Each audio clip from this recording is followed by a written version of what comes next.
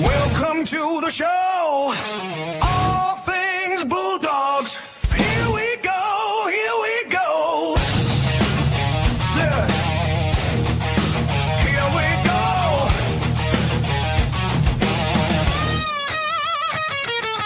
Blue and white pride. Bulldogs for life. Dog father here. Gas by my side.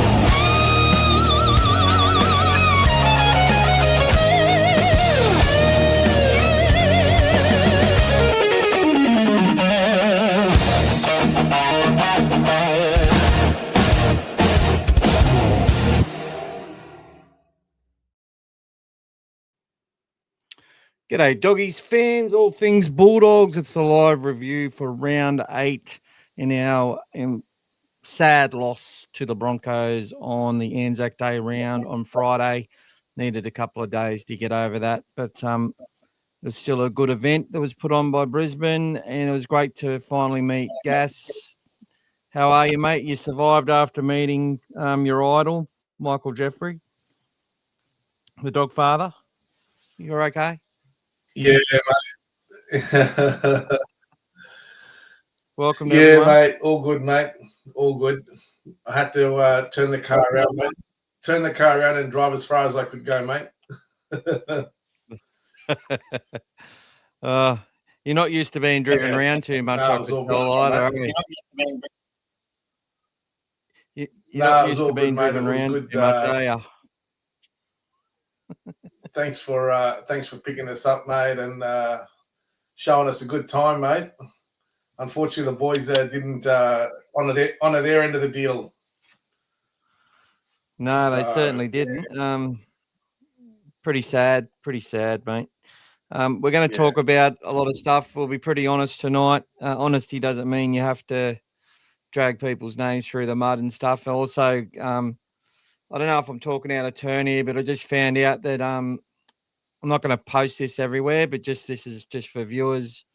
Our vice chairman and great man John Curry went into hospital on Friday, and he's awake in that now and recovering. He was awake on Saturday, so he obviously didn't get to see the game, I don't think, but just found out that today. So our thoughts and prayers with John, who's been a massive servant to the Bulldogs and the Bulldogs community for many, many years. And it sort of made my blood boil when I see videos on Saturday from some people talking about how this board and stuff just lets Gus Gould and that do whatever they want, like as if they've got no job description for governing the club, as if they don't love the club, as if they just, every time we lose, these people carry on like absolute fucktards. And honestly, I had to sever a couple of friendships on the weekend purely over what they they were saying. A lot of inaccurate stuff as well, and really speaking out of turn, in my opinion. And I just wonder who raises some of our men. You know, one day there was a time, Gas, where, you know, look, and I've still got some blokes that I'm good mates with, and they come on, they say one or two words. They say that was a disgusting performance, or that was pathetic. And then they get on with their lives, you know what I mean? And they come back next week and they support. But one thing I'm proud of is at the game where we were sitting in the nosebleed section in the Bulldogs stand that they charged us $100 a ticket for, that the majority of fans there kept cheering and supporting for the Bulldogs for like 70 minutes at least, which is was really great to hear, considering, you know, that I felt the home crowd speaker just constantly the whole game was trying to bring the Broncos crowd into the game the whole game. I don't know if the Bulldogs speakers do that to the same level, Gas. Is that tell me about that? I reckon that Broncos defense call and everything like that, and Broncos chants through the speakers probably went the whole match, like every few minutes. Does that happen at Bulldogs games these days? Hey guys, not sure if it's Michael's internet or mine or what's going on. Is everybody hearing Michael okay, or? Yeah, everyone's here.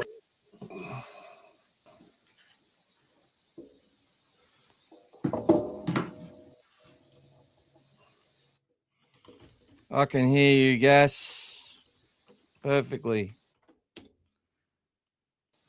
Not sure. Not sure if it's me or you, mate. It just keeps cutting in and out. Yeah. Okay. I just lost you there for a bit.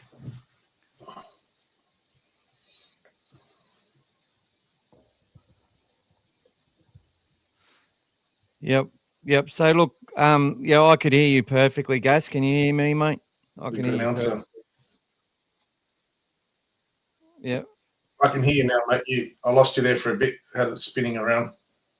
Oh, okay, yeah. I'm pretty sure everyone could hear me though. Must be mine. Which is good. That's all right. Gas has got new internet. Just needs to warm up. But look, guys, I was saying a lot there, Gas. Obviously didn't get to hear it, but I'm not sure if you heard it, Gas. But John Curry was in hospital Friday. So hope our thoughts and prayers are with him. He's recovering in hospital and going to get better, I'm pretty sure. It was something pretty serious, but hopefully he'll be okay. And I was just pointing out that I was very disappointed in how people are just attacking the board and the club and saying mistruths about the way our clubs run. They just take what they hear on television and just make up their own fucking minds. And I'm so over it. You know, we get attacked for not signing players that we were actually never linked to. We have a way in the way we go about it. And it's certainly something, you know, that the club will continue to do. We've had a little bit of success. I felt getting Leo Thompson was a good signing, and I felt he improved big time on the weekend. And when we go through the stats, you'll see that there was a number of strong contributors as far as the effort and work rate that they got through. Again, we missed some poor moments in defence. 2 or 3 moments is what we miss. And then a lot of the other stuff is just out-competed on scramble and a lot of bullshit. So all things that I think can be turned around, and with a bit of luck, we can actually get some confidence back heading into future games. But no one's hiding behind the fact that we've had 2 poor losses and the team's got a lot of work to do to get out of it. No doubt. Let's say hello to everyone, Gas, before we get into our review. Old fella Dave was at the game. G'day, Ryan. Welcome to you. And Shoei got on early and said some stuff. I actually can't see it on screen. I can read out to you what Shoei said if you want, mate. Not here to Yep. blast any players, but for the love of God, we need to drop players to lower grade so that all players are put on notice that no one is safe in first grade. This week, I would drop Montoya and Salmon. Serralda has to be firm and must part ways with his favourites. Favourites relationships are extremely dangerous and must not be part of our club. So that's a few things for us to talk about to start. Sayed says he agrees with Shoei. Some players really need to be dropped. Love Montoya, but he's been out of form, and Cherry was dropped for less. Well, you don't know if he was dropped for less, Sayed. Yeah, It was a different reason altogether for why Cherry was dropped. Cherry wasn't so much dropped completely for form. It was more about the way he reacted to being put on the other side of the field. That was bottom line why he was dropped. And the Bulldogs love this sort of everyone, team first mentality. When Cherry exhibited something that wasn't it didn't go down too well with the team and Serraldo, so they made a decision to give him a rest. And like they said, they would have done it before Vegas, but they felt that it would have been too disruptive. So it happened a week later. Or, obviously we had 19 days. And Tony, just to answer your comments succinctly, I've got no problem with the opinion that we might be a better side, in your opinion, with Montoya out of the side and Salmon, or they're the two players you've identified, and potentially that might send a good message to them and to the team and whatever else. I understand all that sort of stuff. That's a pretty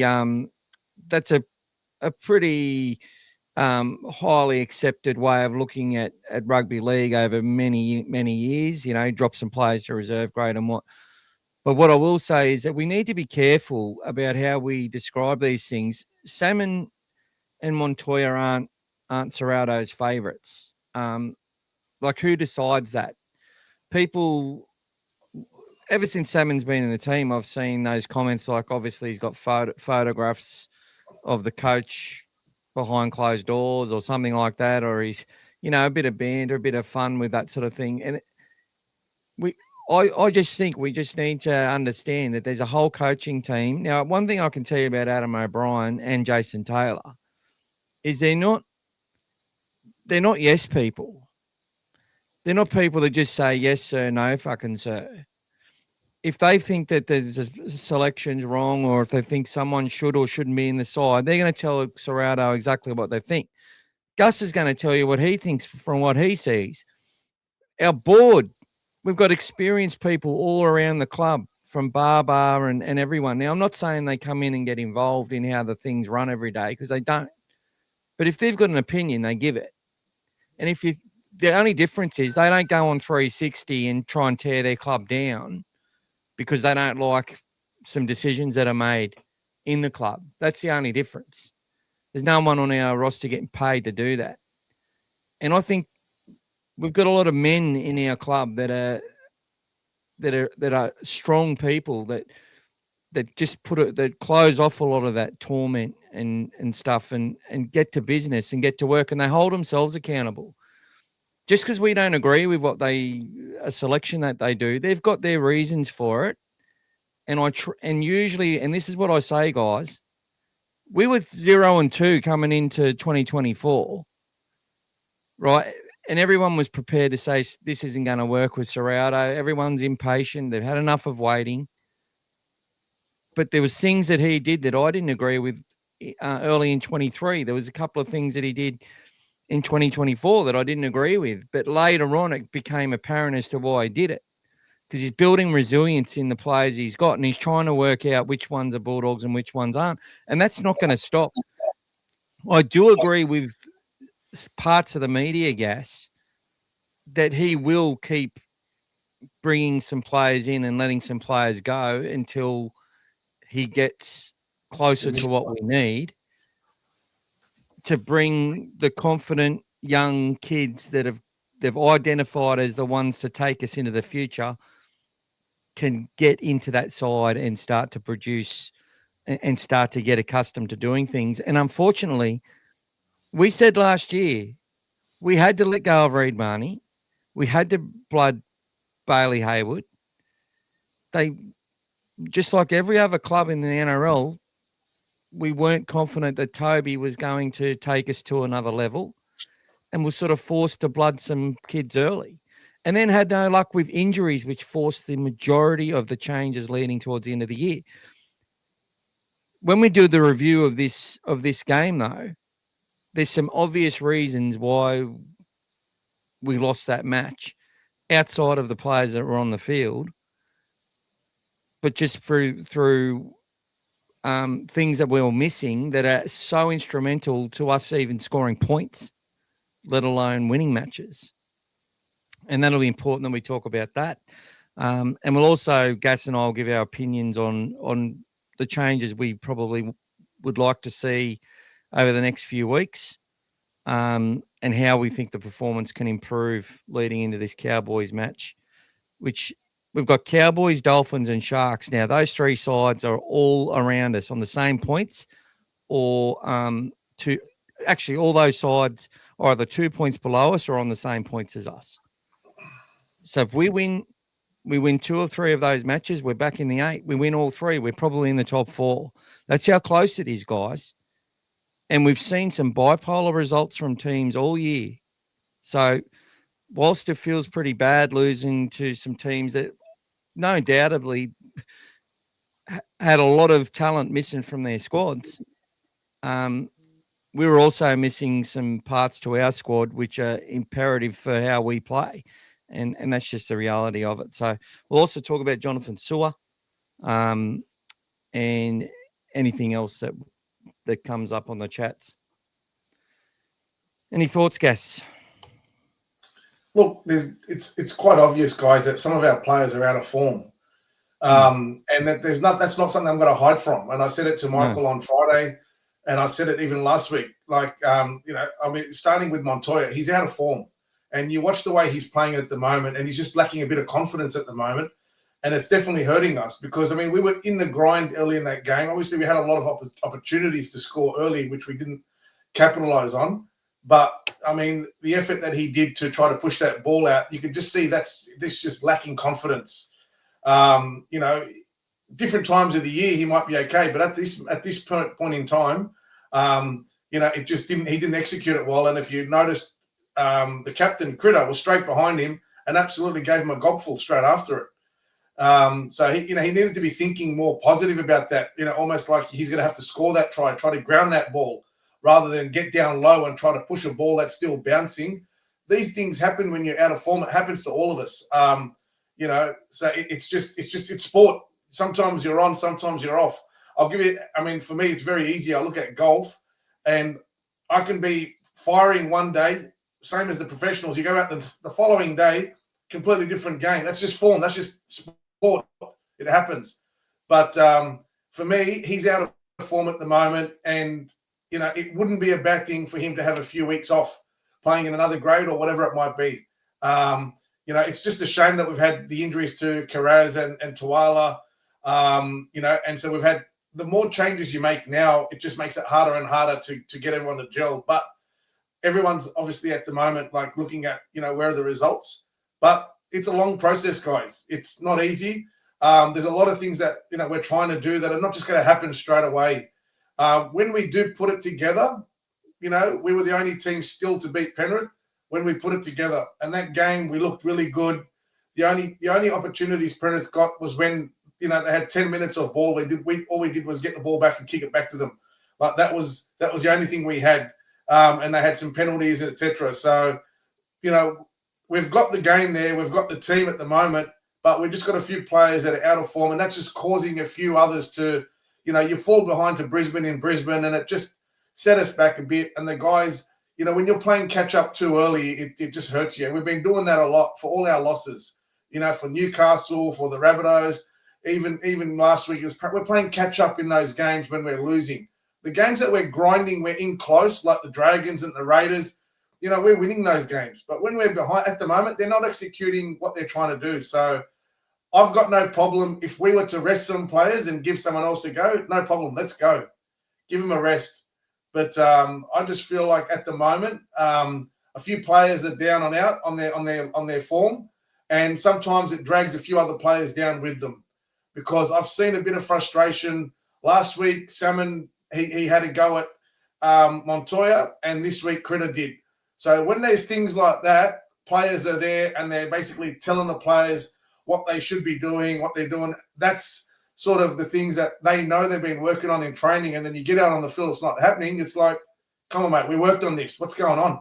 So, yeah, it happens in all levels of sport, guys. It's just one of those things that you get, but it's not a bad thing if he has a rest. You know, we're going to need them for a lot of the season anyway. You know, there's a lot of injuries at the moment for every team, so the teams are all going to be up and down. Yeah. Look, guys, I think, look, we go to Penrith, we dominate the early part of the game, we put on points. So our attack and our halfback isn't shit. What the problem is when you got a young halfback and you got that early season sort of inconsistency that you get with your attack, it's hard to get that consistency, especially out of the young guys. Now, Adam Reynolds just was a thorn in our side like he has been for the last decade.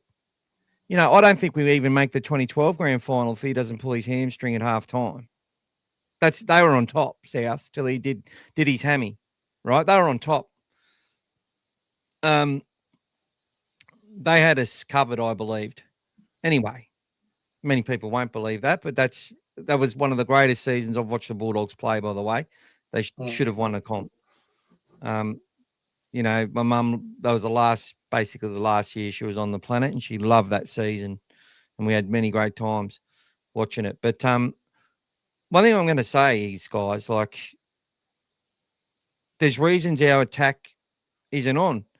When our three biggest offloaders aren't there, that's a lot of our stuff has come off the back of our offloading ability out of our own end in that middle third where we get things going. When we didn't score to start that match, we were getting repeat sets, and and I think the idea was to try and break them down.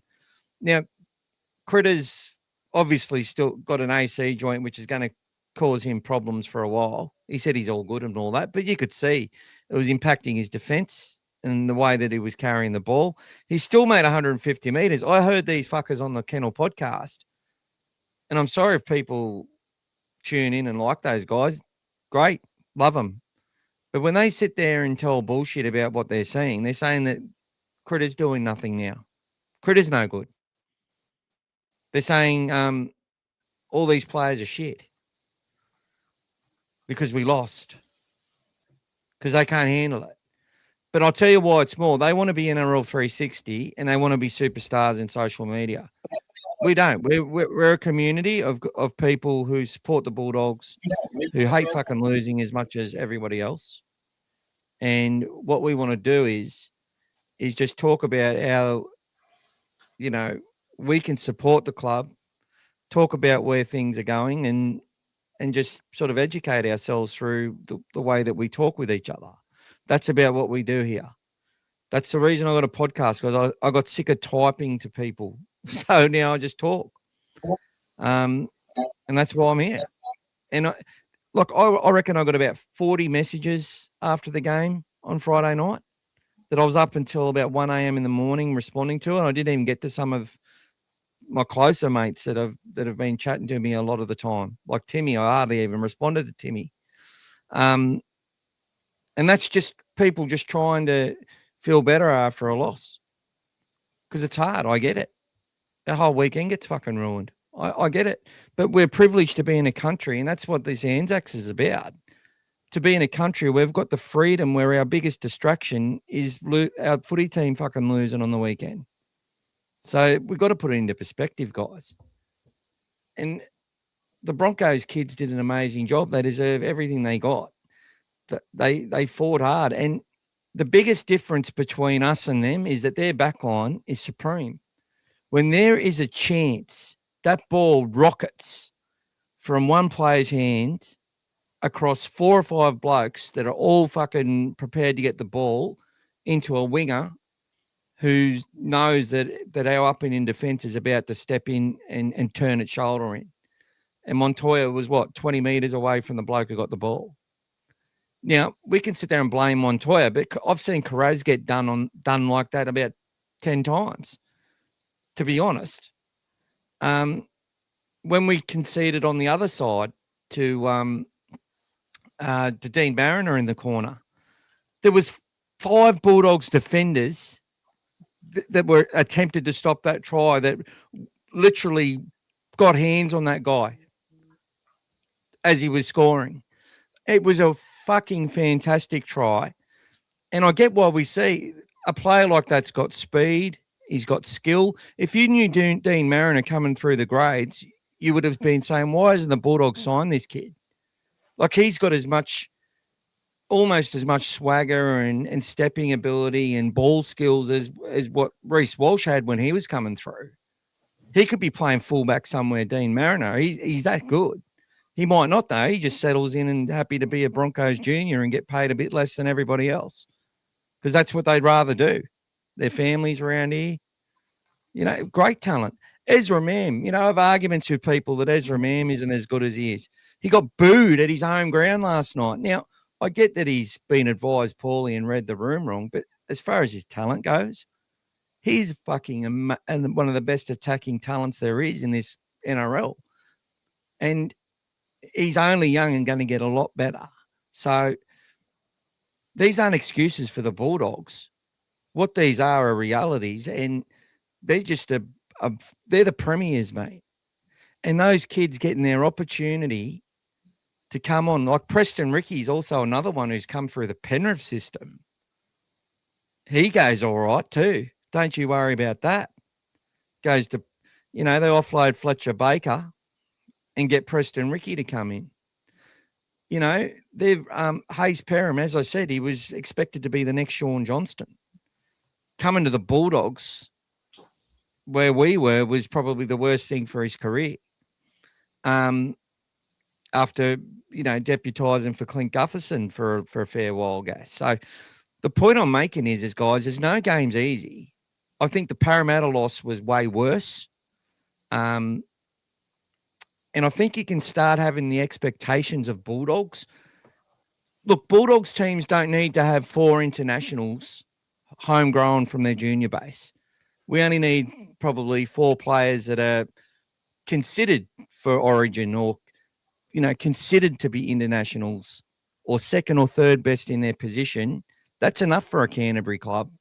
That's enough for us. We've won plenty of comps with the debatable about who's the best or second or third best player in a position. We've seen it through many generations, right? We can win comps with that if we get the right pack and get the right sort of players in our club. Now, I think the players that we've brought into this club, which got a lot of criticism, have done a wonderful job, and some of them are out of form and struggling a little bit. You got Kurt Mann dropping the ball. The pass to Kurt Mann wasn't that good. You've got, Santilli dropping the ball. Now, that's another common denominator, guys. When Santilli Tupanua, Kurt Mann, and Harry Hayes, or the third forward, come on the field, and the Bulldogs have dominated possession and territory, they take us to another level. They're elite. If we hold parity and we've got energy, we've got possession, the game's in the balance, they come on and do their job and they barely make mistakes and they improve us. But when they got to come on and tackle for 15 minutes, it's very, very hard for us to turn that around, unfortunately. And that's been a common thing as well. 10 drop balls, Gas. And our discipline has been extremely poor the last 2 games. Discipline's been very poor the last 2 games. Yes. The handling. Discipline's been shocking the last 2 weeks as well, yeah. 13-3 penalty count we are down in the last 2 weeks. 2 weeks. So you change those things, the game changes. Now, Harry's made a point down there that we had that possession early and didn't score off it. Yep, that puts confidence in the opposition. Yep. Right. And then And then, but we then defended the same amount of tackles that they did, right? They defended 17 tackles, then we defended 17 tackles, right? But you know what happened? Montoya, when he went to clean up, fucked it up, and old mate scores, Shibasaki. Now, that's not to do with form. That's just to do with he fucked that moment up. His intent was to knock the ball out. The action was right. He just messed it up, and it cost us a try. Right?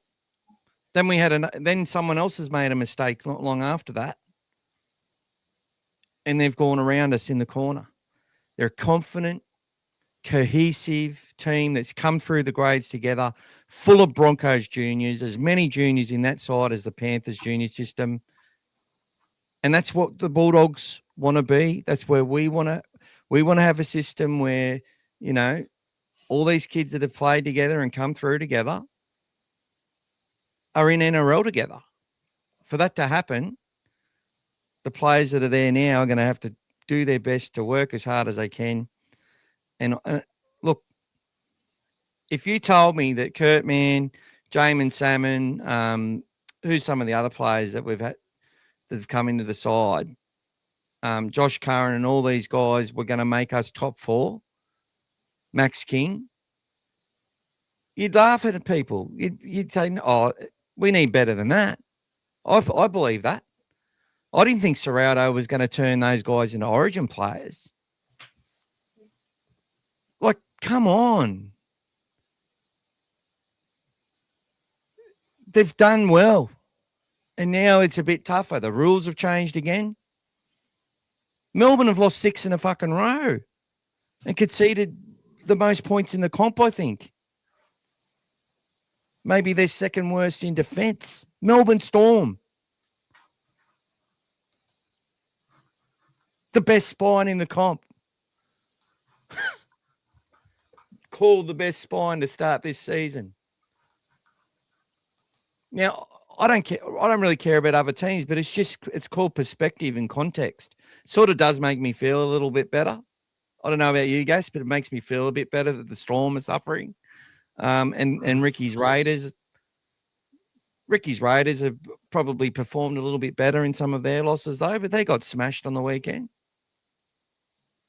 Who smashed them on the weekend? I've even forgot. Wests. Tigers are up the top. We want to act like the world's fallen in. Maybe it just takes a bit of a correction. Maybe it is just dropping a couple of players. Maybe it is. But remember, guys, when Cherry was dropped and Tuala was coming in, what did the majority of people who are vocal on social media say? What did they say, Gas, about Tuala? Do you remember? Oh, shit. Yeah. Basically, shit. Nobody wanted to go in. He's got no attack. He's no threat. Yeah. No speed, no nothing. And honestly, he's another one. He's another one I looked at and go, well, when he was playing for the Newcastle, I sort of thought that anyone we had could outdo him. But I didn't watch him strongly enough. And he made a huge difference to us, guys. He was our best player when he played this year. Most games. Now, people go from saying Connor Tracy is great to saying he's the worst fullback in the comp now. And he's out of position and he's here and there. Come on. Look, Connor, you're not going to win a comp with Connor, they say. Well, they said this, the media said we're not going to win a comp with Toby or with Marnie because of his discipline. But then as soon as we go get some players, they all want to feel sorry for him. And now it's the same with Connor. You know, we re-signed Connor and now everyone's on his back. Connor, I'm not saying he's been playing the house down. I'm not saying that. He's had a few errors. He's thrown some intercepts. There's a couple of drop balls in a game. There's been some bad passes. He's, got cramped on a few runs. Like, I'm not saying he's been not from a lack of effort, though. Not from a lack of effort. No. But he is an important player. Who else is there?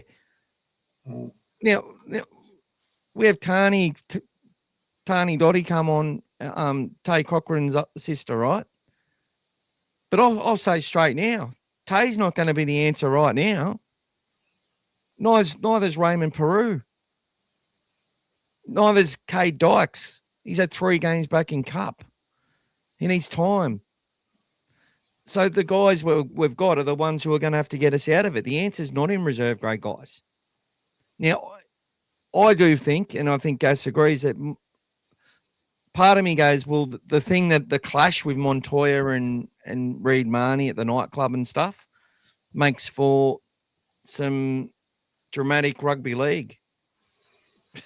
You know, but in my opinion, there's been a few errors from Mars that, and I don't care what other fans think. I just think if I'm the coach, I'm probably not happy with that, and I'm looking for a response from the team, and I might be giving someone else a crack. But this week, I would expect Tuala would come back in because they said it was a minor hamstring. I don't know how far Max King's away. I think that could be 4 weeks. This would be his 3rd week. It'd be 3 weeks on Thursday, if I'm right, Gas. Yep. Carraz would be another 6 or 7 weeks, potentially. They'll probably talk about him coming back in 4 or 5. He usually takes 1 or 2 after. So we've got to find someone else who's going to get our second phase play going, right? That needs to happen. And Kikau's a big loss. He's usually good for a few offloads. Well, he's the number 1 offloader in the team in the amount he does, but it's Carraz and King's threat to offload, which opens the game up for other players a little bit. Kikau opens up our game more when he's running straight and hard. Wouldn't you agree? And some of those offloads, as you know, can be a little bit hit and miss, but he's got a pec injury. He'll be gone for ages. So we've got some pathways opening up. Now, DSF's getting some fitness. I don't know what happened with Turpin, but he made 38 tackles before he went off and didn't miss any. You know, there was some huge contributions as far as efforts-wise when we look at the stats. Salmon was forced to play edge and lock in way longer minutes than usual again. So to sort of beat up on him doesn't make sense. It's like, well, who are you going to replace this kid with, and what are you going to get out of that player? So that's what I want, guys. It's not a case of, oh, let's just throw someone in there. You tell me who in reserve grade is going to make our team better if they replace that player in our side. That's all I say. That's all I say. Educate us on that. And it's not a case of just give someone a go, because that just shows you really shouldn't be telling the coach who the job, or surely anyone's better than what this player's dishing up. I get it. I understand it. But if you can, tell me who you reckon could do a better job, and we'll see if we align with that or whatever. I'll tell you why you're right or wrong. Do you want to go through some of the chats, guys? Don't really elaborate. Just say hello to everyone. Timmy's saying with Sua signed with the Bears, do you think Renakama would be extended? Of course. Renakama will be in the top 30 next year. Any truth on the fact that he signed with the Bears, or obviously is there still a cooling off period as well if it is true? I 100% believe it's true. I 100% believe that there has been, look, from what I've speaking with some of the families and parents in good faith, you get a lot of kids who are mates. And when we talked about instability, this is what I said. There was no real instability in the top in the playing group around Galvin, and that someone else is trying to start that as well, saying that Serrato's lost the dressing room and blah, blah, blah. And that someone from the top 30 told them that people are unhappy and stuff. Now, if that person is in the top 30, I would suggest they won't be with the Bulldogs next year. And you get that. You get someone who gets disgruntled. There was a post on Instagram yesterday, which by one of our players, which without context, I'm not sure, but with what I saw, doesn't look too good and would need some explaining, in my opinion. And that person's definitely won't be at the club next year. I'm not going to say their name. You can speculate all you want. until it comes out, until I got context. So until I get some context, that's when I'll talk about it. But inside our four walls is very strong. There's still a lot of belief there. There's I've got confirmation of that. If you watch the guys train, as I said, they don't fall out of love. Obviously, there was some frustration on the game on the weekend. But with Jonathan Sua, the elephant in the room is that his manager, who's his manager? Not sure. Same guys. Well, it's the same company that manages Toby Sexton. And I think there's a couple other players that are with the club with the same manager. But there'll be less with that. And that manager's probably got the biggest player manager now, the Gaz and I in Pacific Sports Management. I think there could be a few issues there just from what we saw with Peter Bedell saying that Toby had signed with the club and was going to extend for 2 years, and all this bullshit out in the media and all this stuff was a lot of fabricated stuff, right? And I don't think the player gets involved, but you got to understand certain managers tell these kids that they deserve a spot now, that they're ready now. And you watch them in cup and whatever, and you probably agree as a fan. Like I've been wanting Jonathan Sua I named him in my predicted list 3 times last year, and he didn't play, right? I'm a huge fan of Jonathan Sua. I think there was a chance he wasn't going to even sign this year. So we got him for a year. Gus said some nice stuff about him on X, that he, and he's got a great deal with Perth. To think that the fact we're developing juniors and we've got 2 new clubs and franchises coming in, Gas, that we're not going to lose some players. That'll be 4 Bulldogs that have gone to Perth. There's Luke Smith, who was a captain in our reserve grade side, a second rower that had to play centre. And got himself a deal at Perth. Bloody brilliant. Good kid playing in England at the moment. Toby at Catalan's going to Perth. Curran going to Perth. Looks like John Sua going to Perth. And there might be more, guys. There might be some more. We've got a lot of players. We've got a lot of players off contract this year. Come November 30. Yeah. If they don't sign some of those potentially before, there's going to be a lot of players. And some of those players, guys, they're not going to be re-signed. It's just the way it is. We're going to talk about that, Gas. We're going to talk about some players that we think there will be potentially some turnover in players just to keep working on the team they want. So yeah, we're going to talk finished about product yet. We're working towards it, guys. We're working towards it. Your audio's out of sync. It feels like I'm watching an old Bruce Lee movie.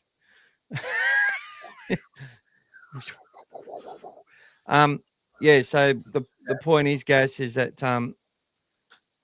but why do you think they're targeting Bulldogs players? come from a good system.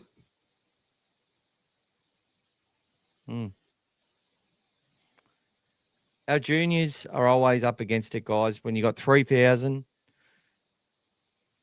and those, as I said, those juniors got when you got players like Paul Alamotti who are able to earn 400 or 500 grand before they play NRL, and then after 3 games are in the media having coffee with Todd Payton, and saying they're going to get a 4-year deal at $600,000 a year. Like, that's not, you can't win comps when your juniors are holding you at ransom. I'm sorry, you just can't. If you're to have juniors in your system to do well, they've got to be getting paid. You've got to be getting value out of those players. And all the great Bulldogs sides of the past, we were able to go buy players as we needed from everywhere over Australia, and obviously we weren't worried about the cap. But we always had these contributors, especially in that 2004 or 2000, 2004, 2005 era.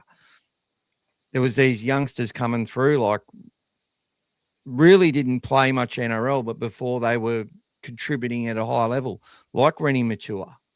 You know, Asatasi probably had a few more years to build up, but you know, Jonathan Thurston was a big contributor, only just come into that side. You know, you had Sonny Bill, his first real season straight away in the team. We got Willie Tonga from Para, knowing he had a bit of talent, but he turned into a state of origin player and a really great centre. Ben Harris, Adam Perry, you know, these guys are just sort of just come from nowhere to contribute, right? That is how you win comps, because they come through your system and they develop with each other and they know each other's games, and you get value out of them. And then you've got to go and have some money to buy someone where you need. Now, to Harry's point, yeah, it'd be great to go get an Adam Reynolds right now or someone of that caliber, but who's going to let you? You know, we had to go and buy a kick out for 800 and a critter for 800 and a Birdo for 550 a year before he'd done anything. You know, pay 600 grand for a winger and 650 for a hooker. We had to do all that stuff to give our fans some hope and to build and to get things going. And then we bought all these fringe players and opportunity signings. But those players are going to leave, a lot of those guys, and be replaced by juniors at some point. And getting that to happen, and when it does happen, can take a little bit of time and a little bit of shuffling. And I know, and all we hear in the narratives, though, is, oh, we let all our good juniors go to keep Montoya. No, it's not.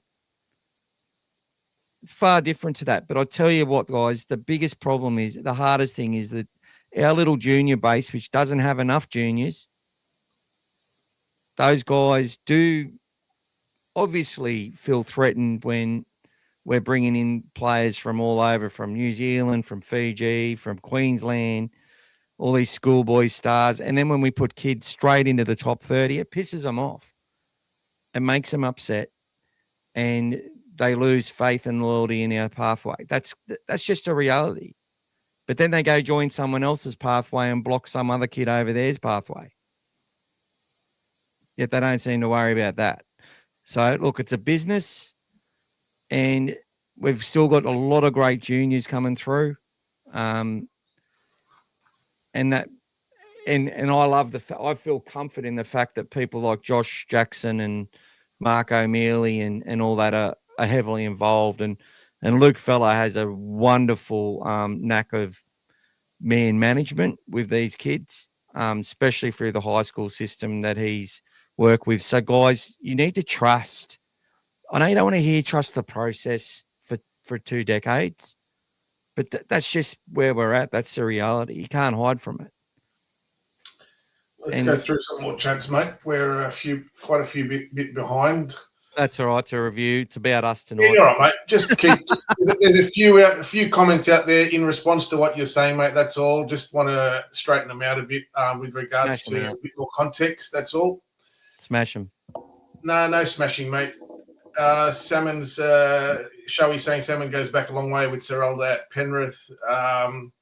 So does Burton and everybody else, brother. Correct. And Kiko, yep. It's killing me that Burton doesn't kick anymore. We could have used his boot a couple of times in that game. It's been 3 games now that he hasn't been kicking. I mean, Galvin's done the majority of the kicking now, which exclusively since the Penrith game. Now, I don't know whether that's an injury or something or just a tactic that they're doing to develop Galvin. Who knows? Whatever it is, it seems to be consistent now for 3 games in a row that Galvin's dominating the kicking.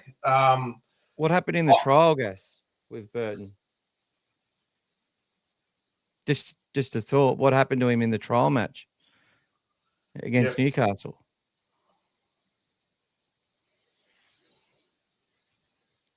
He injured his hamstring. Correct. I think that has a bit to do with it, just personally. Yeah. He puts up the odd kick, guys, but he's trying to control it. You know, we need him as well as a running sort of half. And when he does run, he's still very, very, very good. He's still very dangerous. Every time he gets the ball and he runs, you look like you're just waiting for him to come out the other side. He's got that elusiveness. He's got that size. He's got that build, and he's a very dangerous runner. And look at the other day when Killer went through, he was the first one to step in behind and support him and get that first try. So he's still very switched on, very alert. That's usually a position that most fullbacks would have been, but he was aware and got the jump on it very quickly, and got himself in support. So especially up the middle of the field. But I just feel like, and I said it after the Penrith game, I feel like there's an injury there potentially or something that's holding me back, because it's a big shift from strategy. Even though that worked well against Penrith and it kept the ball away from Toto, it put it on the other side. But now that he's done it 3 games in a row, I think he might have put 1 or 2 bombs up recently. Like I think he tried one against Parramatta off memory, and then so they've been very limited. But there might be something there. Shoei's saying we need to before you finish there. What's the number one cause of injuries? What normally makes hamstrings go? The exertion of the kick. Yeah, fatigue. So fatigue in the legs is usually when you do your hamstring, or early in seasons and stuff. A lot of people will pop them out. So yeah. And there's been a high rate. 20% of the NRL is currently injured, guys. So and there's a lot of soft tissue as well, which is huge across most teams. And some of them, if they're higher grade, they're out for a lot longer than some. So thankfully for us, Tuala was on the softer side, so we're hoping he might be named on Tuesday. But it's a tough one to bear across the board, guys, for all most teams. Can I give 10 more words on Burton? Go for it. Burton has been fatiguing. So he's worked over. It wouldn't have helped with kick out going. But I think there's 5 tries we've conceded where Matt Burton's been sitting on the ground at marker or dummy half on the previous tackle. And where we've just had the opposition team get us on the numbers. So it happened twice on Friday night. And it happened against Newcastle a couple of times at different times. So I don't think he's 100% either. Just saying there's things in his game. He made a lot of important tackles on the weekend, and his contact, I believe, it gets better every year the way he defends. But I think there's some fatigue happening out there with Birdo with a couple of injuries. And I think that's why he's not kicking, because it just doesn't make sense otherwise. And people want to make it up and believe that it's just the coach tinkering or trying to manufacture Galvin to be the ultimate halfback and whatever. It's certainly not hurting Galvin's game by learning all this stuff right now. But I'm telling you now, Matty Burton, he's not only a great kicker of length, he puts it where it's supposed to be 99% of the time. Yep. He rarely stuffs it up. So, guys, let's just be a little bit understanding of that. What's the next point here from Shoei? We need to rest players. Did you see how it played up lock when he came on and ball played? We can persist with that. Look, one thing I'll say, which is very obvious for most people to know, if you listen to us in the last sort of year since it's happened, but Hayward wasn't our first option to be hooker straight away, guys. That wasn't the plan. The plan was Marnie was still signed for this year, guys. The plan was to bring Hayward in 20 minutes a game, work underneath Marnie, and develop last year and then into this year as well. So by the end of this year, he can then take on himself if Marnie hasn't been re-signed. Marnie did to himself what he did to himself when he decided he wanted to be greedy, him and his manager, and basically put demands on the Bulldogs to sign him up, 300 days before he was even due to be re-signed. All these games that he played, and then when his brother started talking stuff, that disrupted the team, guys. In the end, they allowed him to explore other options, and off he went. But that wasn't the option the Bulldogs wanted. We still offered him a contract for 2 years, guys, even though he received a bigger offer at Cowboys. But we offered him a contract based on what we thought based on a 60-minute player, which is what he was delivering for us. The effort he was delivering, the consistency, he was always falling away in those last 20 minutes with errors, penalties, whatever you want to call it. Yeah. So the plan was to have Hayward develop into that. Unfortunately, when Marnie did what he did to push himself out, because he pushed himself out, guys. We didn't push him out. He did that to himself. Then we had to fast track Bailey Hayward. And that's just the reality, guys. Now, is he the finished product? 100% no. But he's worked his ass off in the offseason, and he's only going to get better every game. Every time he plays, he's going to get better, and he's going to learn more, he's going to develop more. But he's not a hooker like that you would say straight up. He's a hooker. He's learning, he's developing, and he's put the effort in. And if the coach didn't like what he was seeing and the coaching staff, they wouldn't have kept him there. So, Turpin coming on is not a bad option as well. We've spoken about that before, where he's a good backup. He's a good option. He's tough. Everybody jumped on him last year when he had one bad game, but he played solid the other day, guys. He was very consistent until he got that injury late. So, look, Hayward's got a lot to learn, but yes, it's not his preferred position, but that's his position right now. So he has to keep developing that. They don't grow on trees, these hookers, unfortunately. So, old Dave, number of blokes in no hurry to get back to our side after a kick was disappointing. Some guys were behind Reynolds on tackle 3 still, and not once most of the game. No sense of urgency at times. Time to stand up in adversity. What do you reckon are the best ways to make finals from here? Keep working on the process, guys. Keep working on the process. It worked for us in the last 2 years. We know that when we put it together, we're a good team, and we showed that 3 weeks ago. But we need to be consistent, guys. We need to be doing that, every week. If it means you don't get a result some weeks, so be it. But we need to put that same effort in, week out, guys. It's that consistency that's going to get you there. We're still not getting absolutely flogged like some of the teams, guys. We're still in games.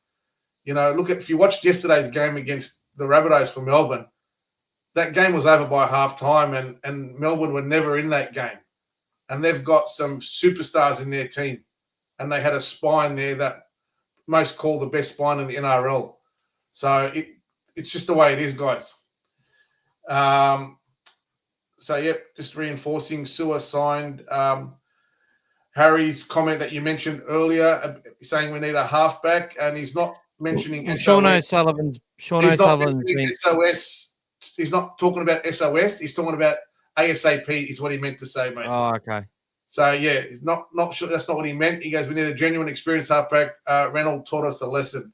And we're not going to be able to buy one. It's okay. What I think I can answer Harry as well. Harry, what you're saying is we need someone who's got the experience of a Reynolds. Look at the age of Reynolds. Look at all the halfbacks when they develop their full experience. That takes time. We're working with Galvin to get there, and he's already showed he can do things that people have said he couldn't do. And his best is not going to be for another few more years anyway. So, unfortunately, if people think that Galvin or Mitch Woods, whoever's going to be the answer for us right now, it's not going to happen straight away. These, why would Roosters sign a 37-year-old Daly Cherry Evans, guys? Experienced halves like that, they don't grow on trees, and they play some of them their best footy when they get to that late 20s and early 30s. So it's just a reality. We can't just go and buy one of these guys and bring them in and say, here you go, off you go. We're trying to build our way up through everything else and get ourselves there. So I understand what you're saying, but I don't think it's that easy, mate. I wish I could say yes, but I don't think it's that easy. I've seen enough from the ones that we've got from Birdo and Galvin to show us that we can do well, and we can only get better as we're going. Yep. We lost our DNA when he left. Reid Marnie. On Reid Marnie, I don't agree. I just think it's a change. Marnie made his bed. He's got to sleep in it now, guys. That's it. He showed his true colours. We can't afford him. That's it. And when we say we can't afford someone, guys, it's the same as Penrith losing a team that would still make a grand final that are not there at the moment. if you look through their team. So that's just what happens, guys. You got to keep hanging on to some and keep letting go of others. And people saying Hayward offers nothing. Like, sorry, I have to disagree. Look, he went the wrong way the other night. Should have went left, had a big open left after we had two good plays. We were down 26-12. And it would have been about 13 minutes left if we score off. I don't think we go left. We're in a situation where we score go very, very close to scoring. He went to the right, and yeah, it was the wrong way. But that happens. These things happen. Young hookers are going to make mistakes. You just have to accept that. It's a process. It takes time. We've got some young kids we're developing in that position as well. They're going to put pressure on him. I do believe he enjoyed having a break too. Like, he needed a break. He made 53 tackles last week. He got singled out he had to tackle Junior Paulo on his own 13 times. You try doing that. Now, Reed Marnie can do it, I know. Reed Marnie on one of those times would have lifted Junior Paulo on his ass and dumped him. But I can guarantee you in 2 plays' time, they would have scored when Marnie wasn't there in the hole, in the line. Because that was one of the things with Reed. He can't, his ego takes over. He you know, the biggest problem with the Bulldogs, and somebody said this the other, a really good comment, and someone who knows rugby league back to front, and has done a lot of work with the Bulldogs in the past. I'm not going to name his name, but he's helped out this year as well, by the way. He said we don't spend enough time on the ground with the opposition. So what he means is that we don't get to wrestle teams on the ground enough. We don't win that enough. We've made a habit of catching players, so our first contact isn't always as good as it can be. I thought there was some really good moments with our first contact. Was much better than the Para game on the weekend, but it wasn't for long enough periods. But what we like to do is sort of catch teams and then drag them back. And we did that in parts, and we did man up in parts, but just not consistently long enough, right? But we need to spend more time on the ground. When we spend more time on the ground and win that ruck and control it, our wingers, teams don't score too many points on our edges when that happens because the line's set, everything's where it's supposed to be. It's very, very hard. Unless we have people miss some one-on-one tackles or they get laid offloads away, which we need to rely on a lot of the time, we handle business. But unfortunately, we're not working as well as we need to. And a big reason, and guess what? Who we're missing in that space, guys? Guess who we're missing in that space in our pack? Max King. Max King has been our man for the last 3 years. He's our guy. He's the one. There's the reason why he's still got number 8 on his back, and Leo coming on the big money, but didn't get the number 8. He got the second prop job. He's still there, bud? Yeah, mate. Yeah, mate. Oh, yeah, sorry, mate. We'll go through some stats shortly, but look, I thought Hayward enjoyed getting out there to 13, and we did look pretty good at times because he's a quality little player that's going to get better and better. But to disregard some of the stuff that he's done at 9, there's been some pretty good moments we've had where he's identified the space and got things going and going the right way. And he's only going to get better and better. You just got to stick with this kid, and hopefully Turpin doesn't keep getting injured because, you know, he gets out there, and the idea obviously for him to be there was to stiffen up our middle a bit, win a bit more of that contact, win a bit more of that wrestle. It was a 5-day turnaround, that's why as well. And 5-day turnaround as well. And as Gaz points out, they can only train, they're limited to the amount of hours they can train depending on the turnaround they have as well. Yeah. So when Serrato says we get to go and train on Monday, what he means is we get to go and actually have an extra 45-minute high contact session that we wouldn't have got to have last week because you've got the travel plus you've only got the 5-day turnaround. due to insurance and that, there's only so much they can put their bodies through. But anyway. Critter has to get match fit, missing the last few weeks. Very smart comment.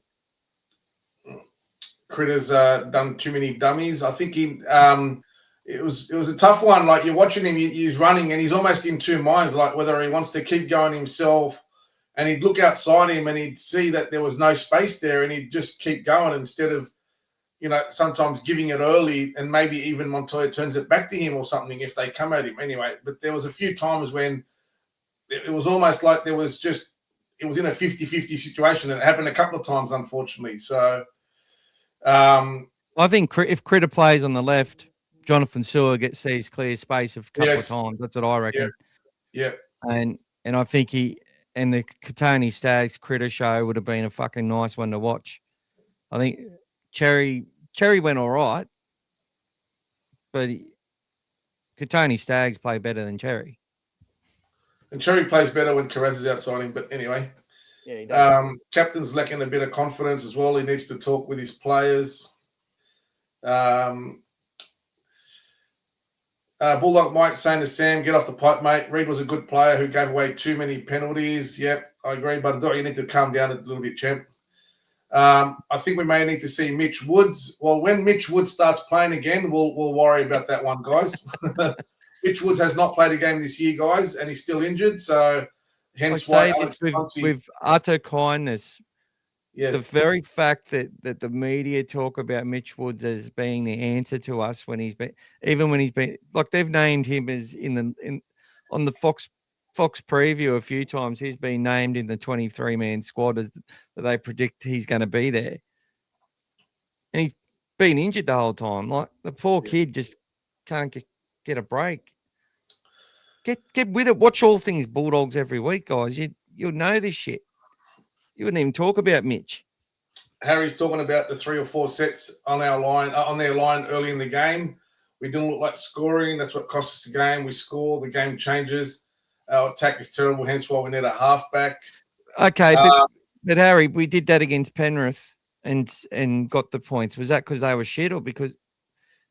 Yeah, I talked about this already because I think I saw that a little bit on the screen. So, yeah, inconsistency is what you're going to get. But those forwards need to crack the door open first, so we can have opportunities out wide. We're not going to get a halfback. We're developing one, and that's just the reality, bro. We don't have the cap space. Who are you willing to sacrifice to get it? That's it. And how does it fix our stuff? If we got Mitchell Moses and didn't get, Critter, for example, or and a couple of other talking about DCE or Ben Hunt maybe, but the price that they were asking for, and at their stage in their career, they're not the fit for what we're looking for. How many times did Ben Hunt take the Dragons to town, man? Like, why would you want that fucking individual? I know Gus likes Ben Hunt. I think he likes his manager, Cole, and that, but Rockhampton boys.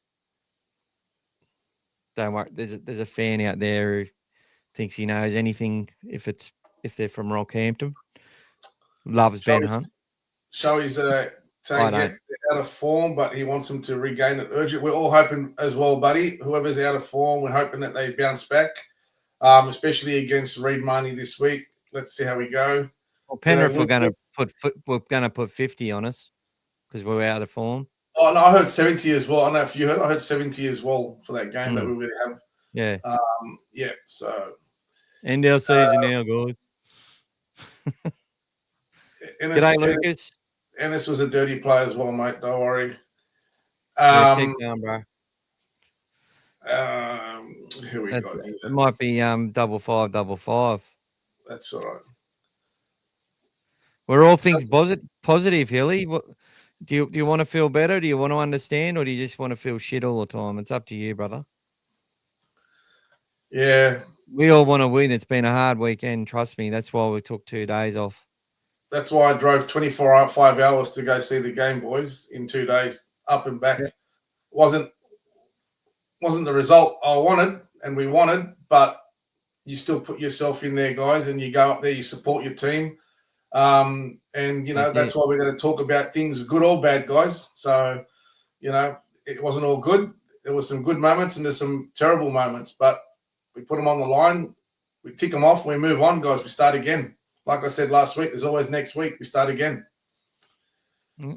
There's working class people putting all their hobby time into watching and supporting the Bulldogs. That doesn't mean that the club owes you a better performance or owes you better signings or whatever it is. Look, we're a constitutional club, guys, owned by the private members. We go by the merch. We do all the stuff. We all support the club. We will have our time again. We want to beat the Cowboys starting this week. How does that happen? Well, hopefully the coaches will work it out because they're going to have to if we're going to win. But it's the NRL. We can do it. Of course we can do it. Get behind there and support them every week. All things positive, bro. All things positive. Yep. Bobby's saying the Dogs are disappointing. That's okay. They were disappointing, mate. Yep. No, he's not. Timmy's saying the Eels are the third team to lose after playing the Canterbury this year. I think there's more teams that have lost after playing Canterbury. Tim, maybe after beating us, but only Newcastle and Penrith were the only teams to win their games after playing the Bulldogs this year. Newcastle and then Penrith were the only ones to win after playing against us. And like you said, Penrith only just scraped in against the Dolphins, although that was in very, very hot conditions. Canberra lost, Dragons lost. Rabbitohs lost. Rabbitohs lost. Yep. And Para and the Eels lost. Yep. So who are Brisbane playing next week? Who are Brisbane playing next week? I think they play against they play a tough team on a Friday night. It was a tough game on the Friday. A blockbuster. Broncos against. Oh no, it wasn't Friday. It was the Roosters on Saturday at Allianz. Yeah, it was a tough game. I remember. Yeah, it was a tough game. Roosters, Allianz. So, Critter still carrying an injury. Probably a week or two early. Throw some young guns in there. Look, guys, if he's up to which young gun, Sam? Which young gun, Sam? Which young guns are going to make us? Are going to do better than Critter and our captain? You tell us. Which ones? Yeah, especially Jed with Reardon, Tawala the second out. rower playing centre, or Yep. And I don't say that disrespectfully. We don't have the depth at the moment in all those positions, guys, especially in the back line, like some of the other teams might. So it looks good, but at the moment, unless you're a winger and someone's in there for Jethro, for example, that's about it at the moment. You still need to get Tawala hopefully back soon, and we go from there. That's it. We got Timmy say we haven't even reached the origin period yet. The Storm are going through uncharted waters. People need to chillax. Back the side, guys. That's it, Timmy. Let's go through them quickly, bro. You are. Yeah. So let's keep it going. Worries, mate.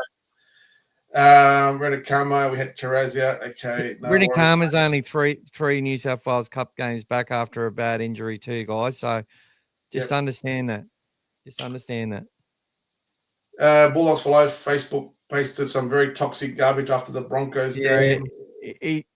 He's come out today though, and he's back on the train. He just gets angry. Harry, yep, I know the owner of that page. I'm one of the admins, by the way, and I don't post. On Bulldogs for Life. Well, Harry, somebody fucking blocked me off it, and it wasn't Khalid. Maybe it was Harry, mate. Harry, what are you doing, mate? Did you block me, Harry? Bloody hell, mate. Harry, what are you doing, man? I actually used to moderate the Bulldogs for Life page with Khalid. Yeah. Showy, what do you got? We just need to play football. We can play, but too much structure is killing us. Galvin at Tigers played ad lib. He stood out. This footy at the moment is killing me. We have the players. Let's just. I said to Michael the other day, guys, sometimes we need to play like, when we play at the end of the game when we're behind by 20 and we're just throwing the ball around and trying. Sometimes we need to play like that at the start. You know, if it doesn't work, it doesn't work. But I know what they try to do. They go into their usual grind and try to grind teams out and etc. But, you know, like we mentioned a few times, that if we'd scored early in the game and led 6 or 12-0, we could have then played our game.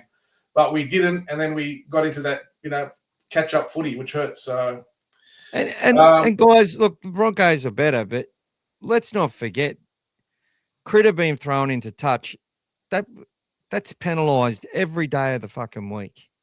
Yeah. Every day of the week. And then they get a ridiculous piggyback out of it. And then there's 2 other tries, which I don't think are tries either. Like, I'm not blaming that for the loss, but these things all count. They all add up. And, you Harry's push you further away from where you are, if you know what I mean. Harry's got Stags in front of Critter for Origin. No, he makes it on form. Focus on the Bulldogs. I mean, I hope you're right, Harry. I don't want him to play Origin, mate. I'm happy for Stags. I don't even rate Stags, to be honest, and he's played Origin. He hasn't done well. I don't rate him in Origin. But if he makes it ahead of Critter, so be it. And I'll tell you what, Carraz has also pretty much ruled himself out with his injury. So if he's back for us, he's back for us. It is what it is. I'm going to put the stats up on the screen behind us, guys. No worries.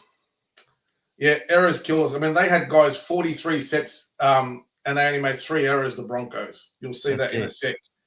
So they played fantastic footy, and we had 10 errors, guys, with less sets. Yet we had more possession.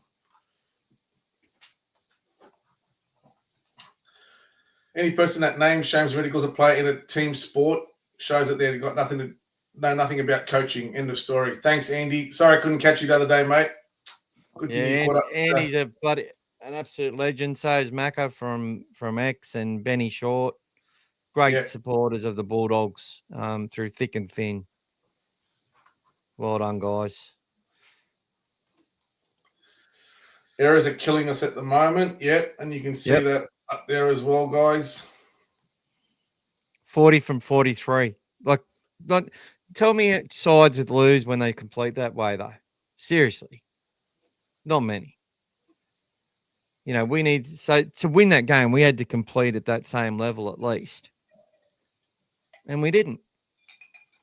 Game over. Game lost. Go out there, hold the ball. Look, I also agree that we've probably left things a little bit late before playing some ad lib. And as I said, the intent with those offloads early and getting things down there. But I will say, like, players who go out and take, sometimes that's what the coach calls the easy option when they go away from the structure. So I know it seems, I heard people saying this in the crowd, like, oh, they're too structured. They're not allowed to do anything, all this sort of stuff. Well, I don't know a team in the NRL that is just allowed to go out there and play footy. They're all executing practiced and trained rugby league moves to win games of rugby league, just like our side. And when we execute those plays and when we do the stuff we want to do and are able to achieve those moments through the lead up to that, we generally score points and score some really nice tries. We just haven't been that good at it. We've just been really poor this year in our overall consistency. And I think it just comes back down to some players being out of form, as Gaz said, and also just being behind the 8 ball a little bit. So hopefully we can get our season back on track against the Cowboys, prepare hard for a Dolphins match, and then take on Cronulla at Magic Round. And I think their record at Magic Round is as bad as the Bulldogs. So there you go. Who's up next? Need someone with Critter. Montoya isn't the guy. Could be Tuala or drop Montoya.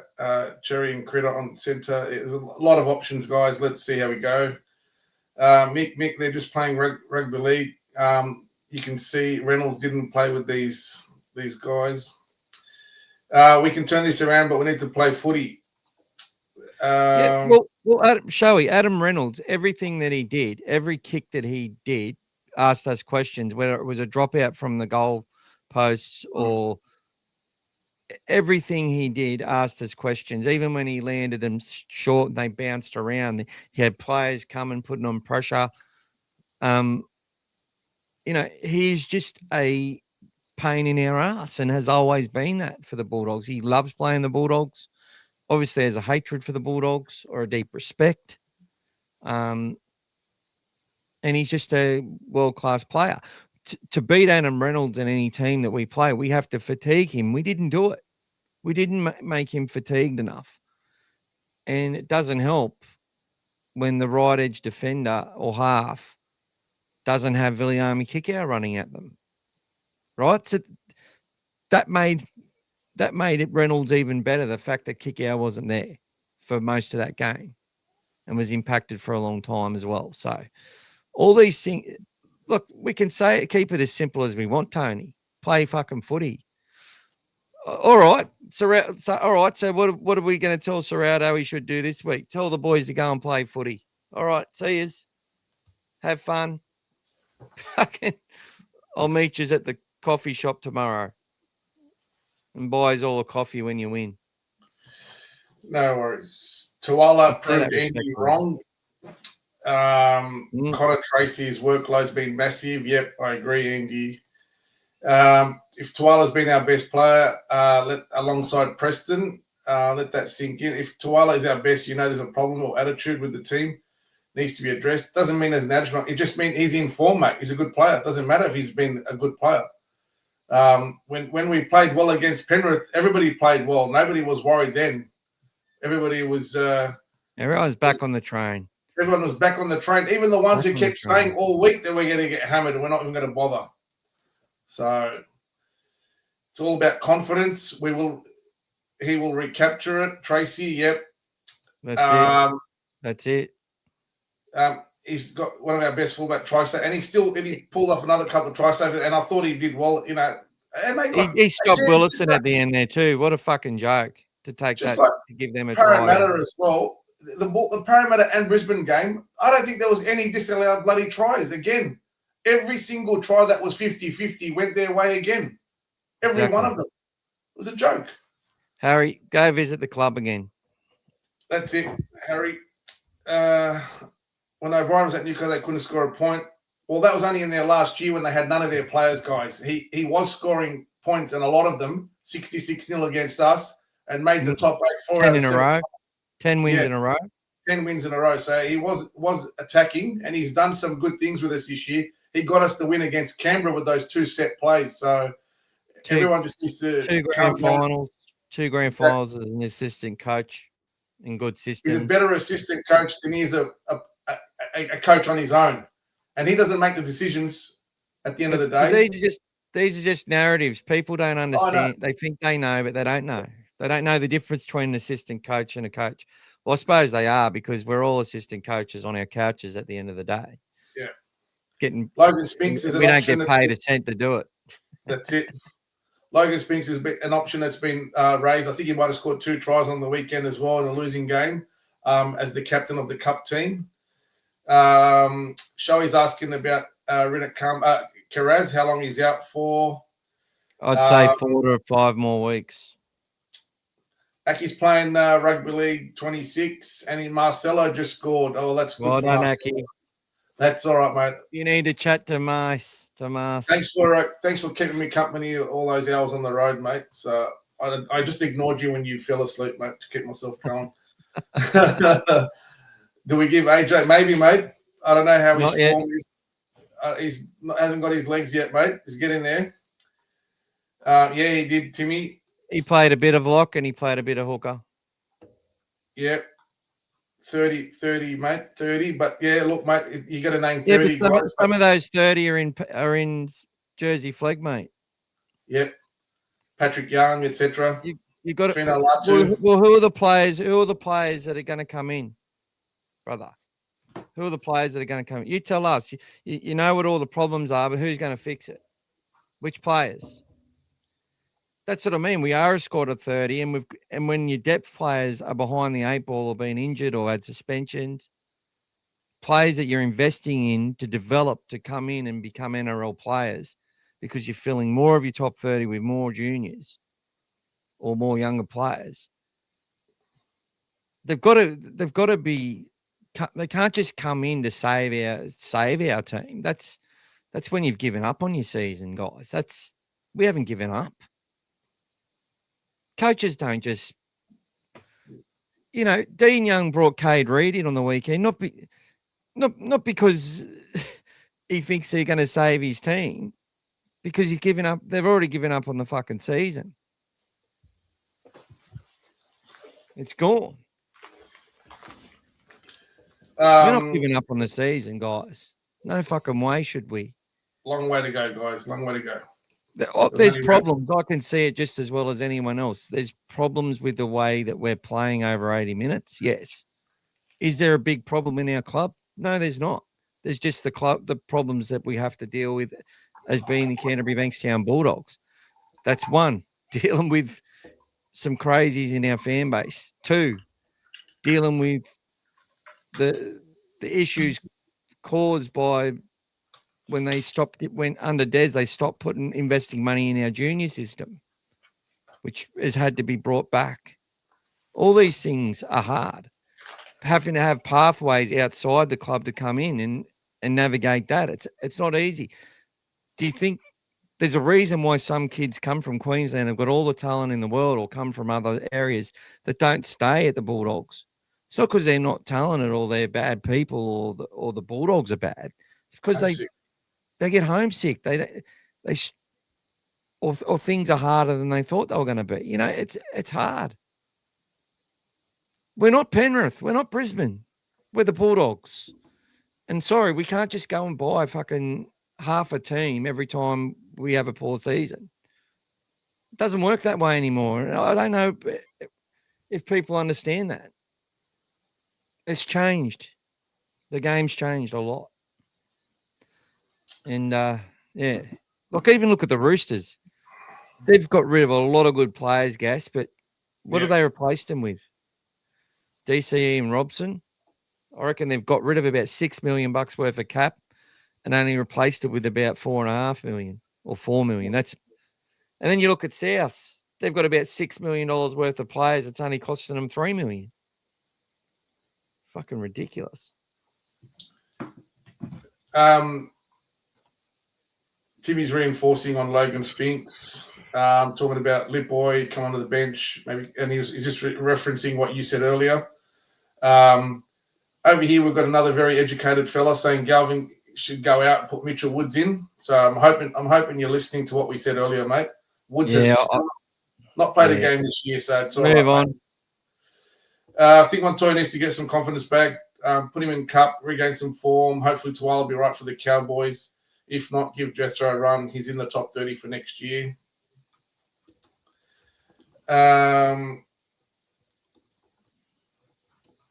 So what's Showy saying? What did we say? Warriors winger came from Gold Coast. He told his Minnesota Doggies, my best mate was present with him and his manager. Are you talking about Cal Pereira?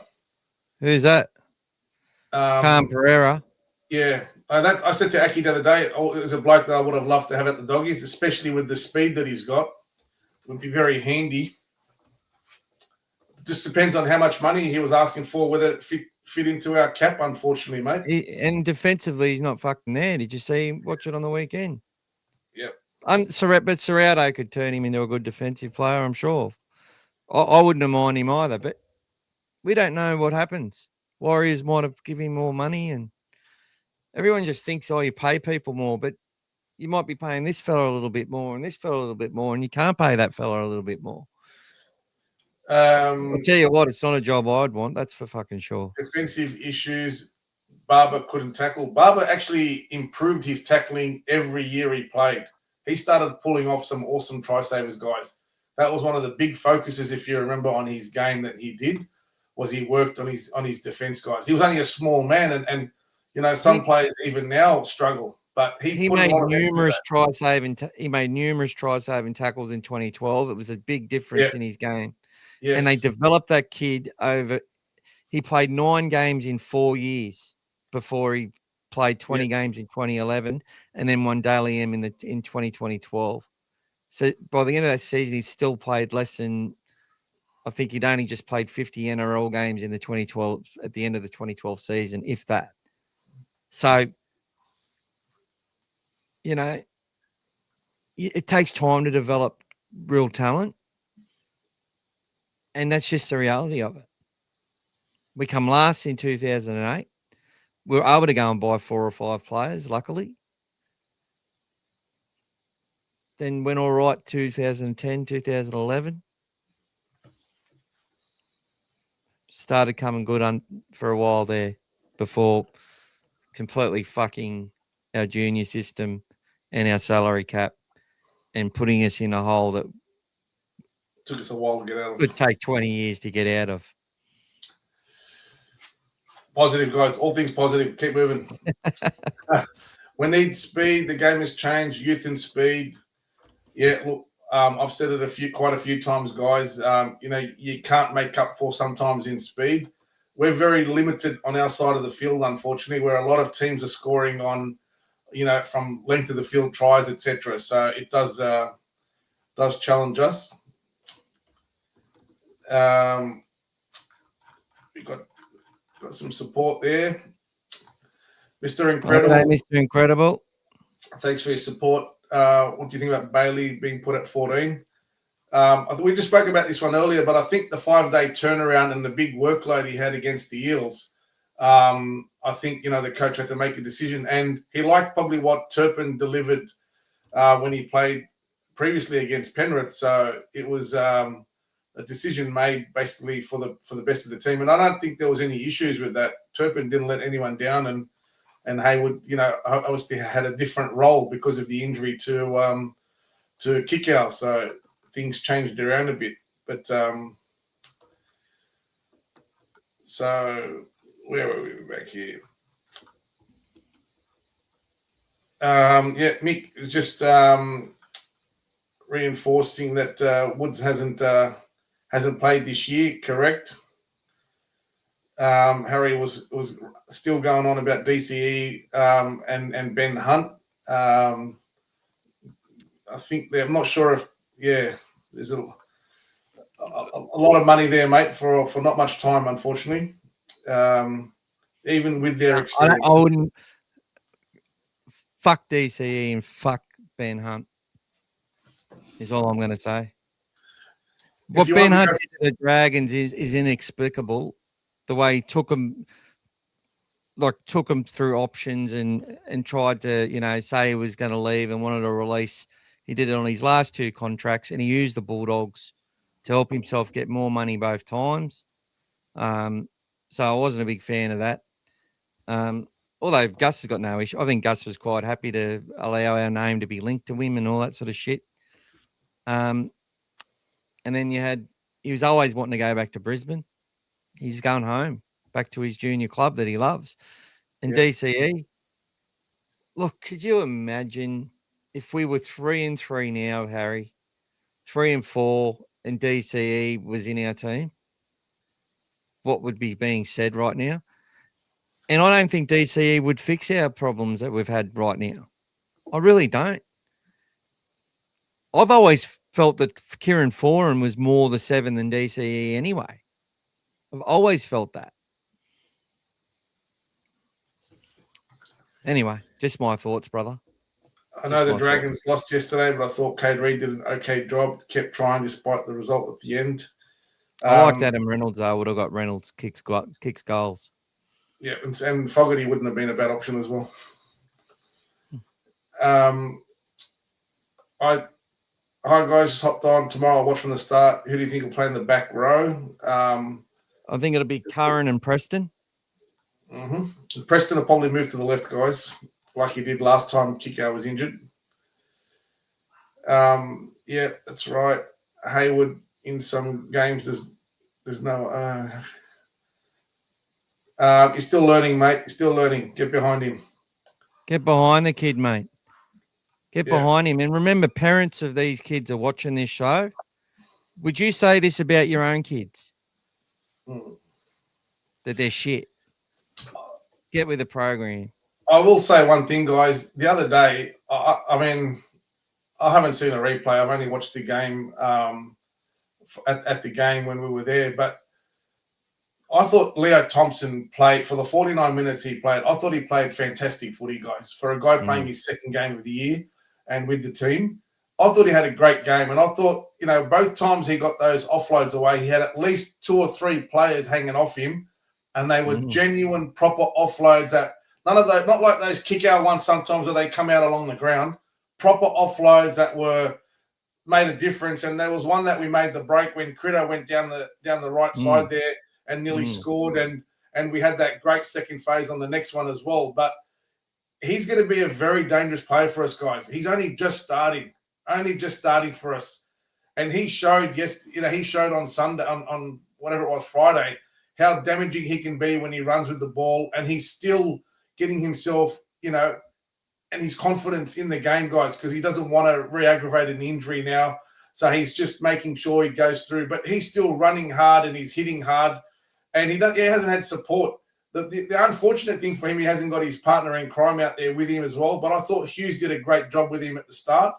But having King and Leo together, guys, you'll see a bigger change as well, guys. It'll just keep getting better and better. So it's just a shame so far. We haven't had a chance still to put our best team on the field yet. But Leo, for me, was outstanding, defended well. The offloads were great, everything he did. And he's only going to get better. So, really, really happy with where he's going at the moment. Michael's got his team up there now, guys. That's the team I think will be picked. Tracy, Sua, Cherry, Crichton. I think Tuala will come back, hopefully. Burton, Galvin, Hughes, Hayward, Thompson, Curran, Preston, Salmon Man. I think Curran will play right, but I think they'll just swap jerseys with Kickout. Keep Preston in his jersey. Salmon Man, Tupanua, Hopboy, Turpin. If Turpin's not injured, because he went off injured towards the end. O'Sullivan will probably come back onto the bench. Rinikama will be there for cover. If Tuala's not in the side, don't be surprised to see Montoya still there, and give him one more opportunity. If not, I probably would want.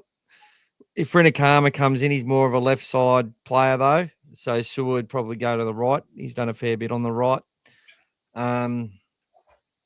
AJ Jones, Logan Spinks, and potentially a Daniel Saluka for feeder gets to come in on the bench. The fact that you've got Turpin and O'Sullivan there. I think Hayward will start this week after having a bit of a rest last week. They'll get back onto that plan. And as Gaz said, get behind the kid, support him. He's done some good things. He's putting his body on the line, and he's not going to do it all correct, but he's got some game. He's got some good game, and I do not know what off the ground. It's improving. It could be better, but it's not as dire as people make out. Harry Grant's doing a shit job, isn't he? And he's lost 6 in a row, but he'll still be the first one picked for Origin.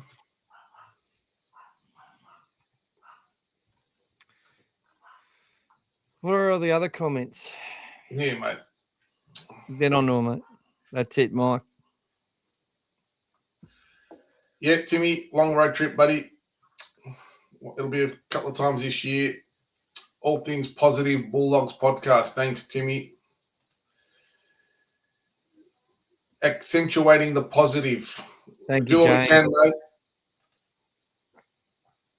mate. We've had a long discussion about that already. Maybe if you get the chance, go back and have a look at it from the start. Yep, you can cover yourself there. Out of form. Yeah. How bad is Chico injury? How long will be out for? Not sure. Haven't heard back yet. Pec injuries I've not seen fixed in under 10 weeks, guys. And he had a pretty bad one, I think, in 23. Mick, you posted an article on the death threats uncalled for, and the people responsible should be ashamed of themselves. Yeah, I was saying this before. I got a phone call from Lionel Woods at halftime, who would come onto this podcast and had a bit of banter, and he got obsessed with it and started threatening me and stuff while I was in the stands next to my daughter. on a phone call and sending a whole heap of text messages like he's in my head and all that stuff. Well, I don't know. I don't know if someone rings you. I don't know how they're in your head if they're ringing you. But anyway, it's not called for, guys. We put the phone number on there for those who want to support the channel and stuff and make sure that all the money comes to us because we give back, as you all know. But for people to do that and go and call my number to threaten me and stuff and, just obsessive childish behavior, honestly, who raised that bloke, honestly? And then getting calls from private numbers, not fucking answering and breathing heavy and shit. Like, it's just ridiculous. My family doesn't need to put up with that shit. I don't give a fuck, right? And I haven't even really told them. But that's disgraceful. All because we support the Bulldogs and because we don't tolerate people talking smack about other people's kids. It's as simple as that. I don't care if they're men. I'm going to say it again. Like Lucas has just, and by the way, just big shout out to Lucas. He's donated the winnings from last week from the Spin the Wheel, the $40 winnings to my friend Julie's Do It for Dolly Day. Now Julie's daughter would have turned 14 tomorrow. It's her birthday, and she was a victim of online bullying. Now, I know these guys are men, and I know that. So go read the article, guys. Phil Gould called it out.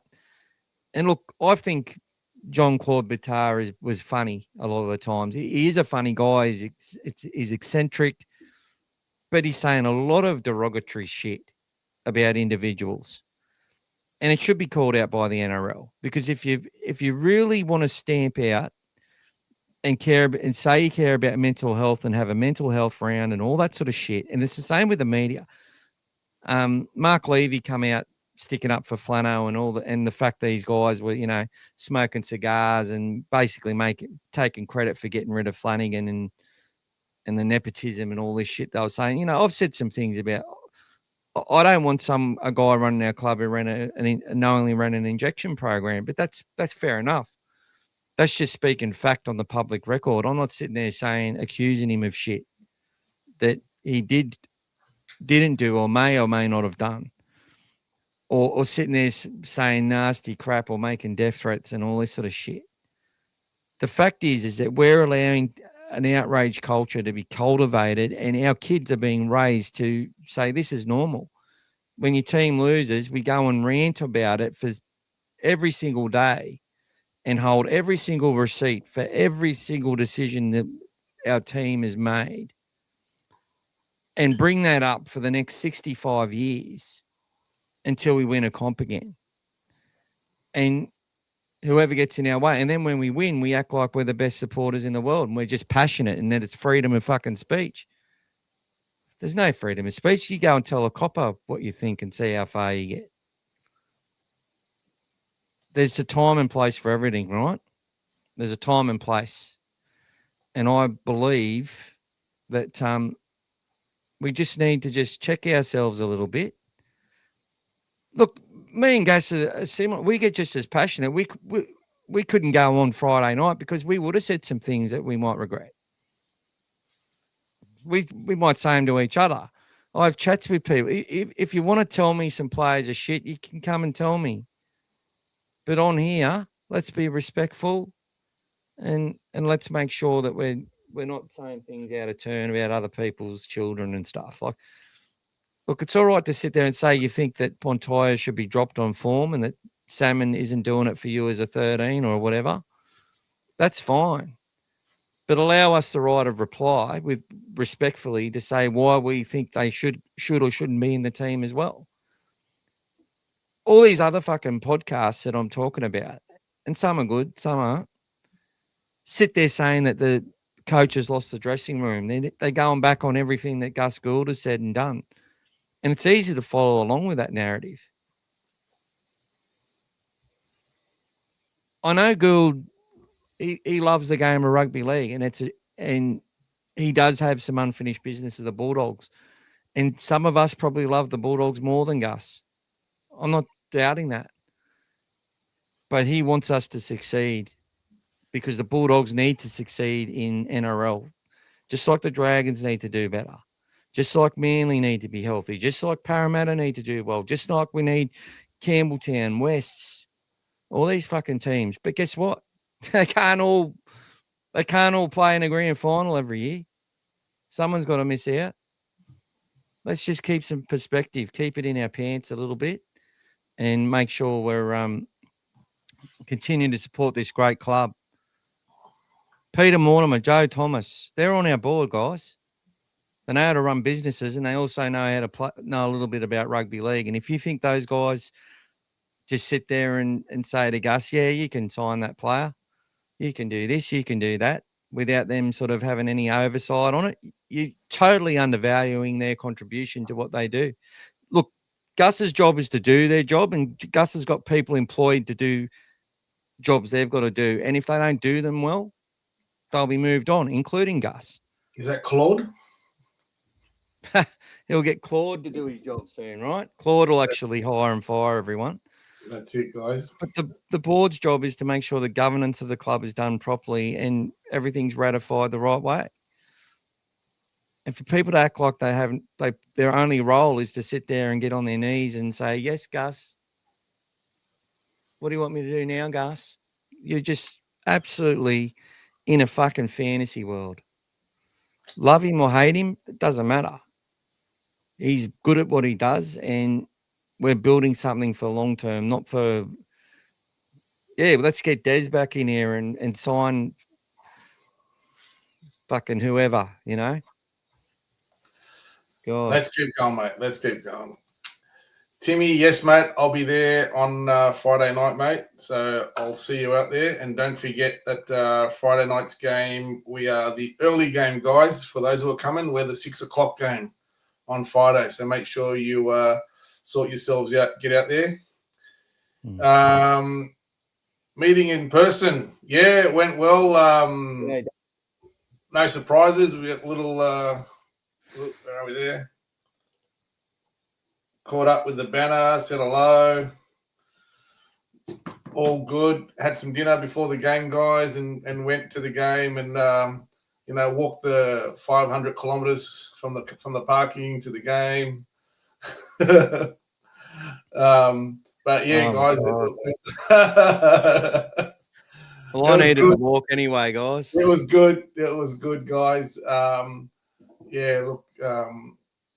No surprises, guys. We've seen each other, spoken enough, so it was always good. So hopefully a few more meetings this year as well. Let's see how we go. I know you can't say the same about me, but you're much better looking in person, Gus. Discipline is even worse with penalties and 6 again. Yeah, penalties have been killing us as well, guys. And even we copped 2 sin bins, guys. We played that, game. We copped a few sin bins or whatever it was. And we know Harry going off, guys. That's just 1 sin bin for us, 1 for them. But that was pretty poor. What do you got there, mate? It says 240,000 steps I've done in April. There you go, mate. Well done. It's a lot. Harder to enjoy the game when your team is struggling. Round of footy was horrible. The slight adaptation of the rules killing the game. Yeah, look, and I think I'm not enjoying it as much, mate.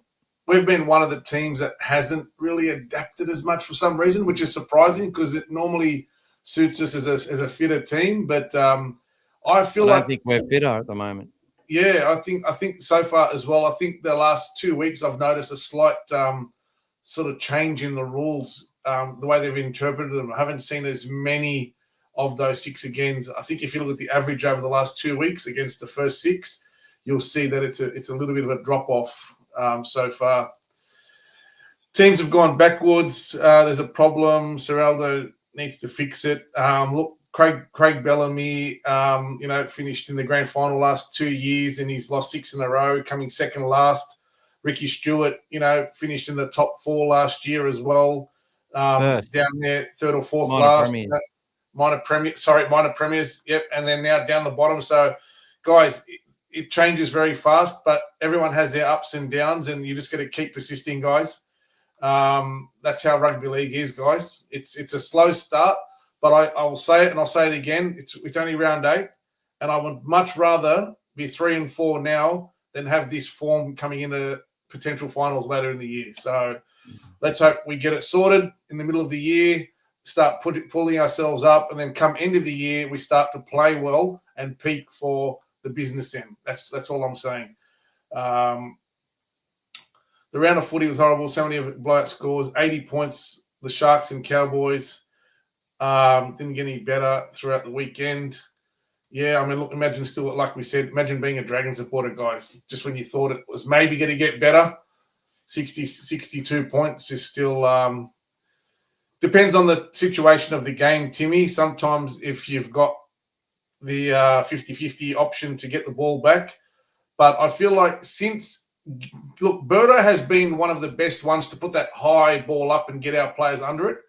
But he missed a couple lately, and it's now just played on his confidence a bit. He hasn't really executed it as well as he wants to. So a couple of times he has gone long. So it's not a bad option. Fifth tackle option is another problem. Galvin's kick's not giving the chasers time. Berto needs to talk about that. There has to be an injury, man. Yeah. There's an injury for sure. Well, he did his hamstring earlier. It's about managing fatigue. Do you think our boys have been overcoached in attack? It seems when they have to play catch up and spin it, we come close to scoring. Maybe the attacking coach just let them off the leash. Maybe, Andy. That's why I said earlier, mate, maybe we just need to start playing that way from the start. But to be honest with you, the way we played against Penrith, we actually did that. Like I mentioned it at the time, Max King got an offload away in our first set of the game. So that showed that intent. And now I always look for that in a game to see what they're trying to do, what's the intent of the way they're playing. And that game, they just had something and they were just on, and it just looked good against quality opposition guys. So the Manman Wilson try shouldn't have been awarded. The refs need glasses. I agree, Timmy. Both were very, very, very suspect, mate. Take 12 points away. We get game changes, mate. Game changes. It's always the way for us. Certain refs should be the tears, yes. I think Wells has put us on his calendar ever since we beat them after his injury. I agree, Brian. Yeah, mate, and he's a great player, mate.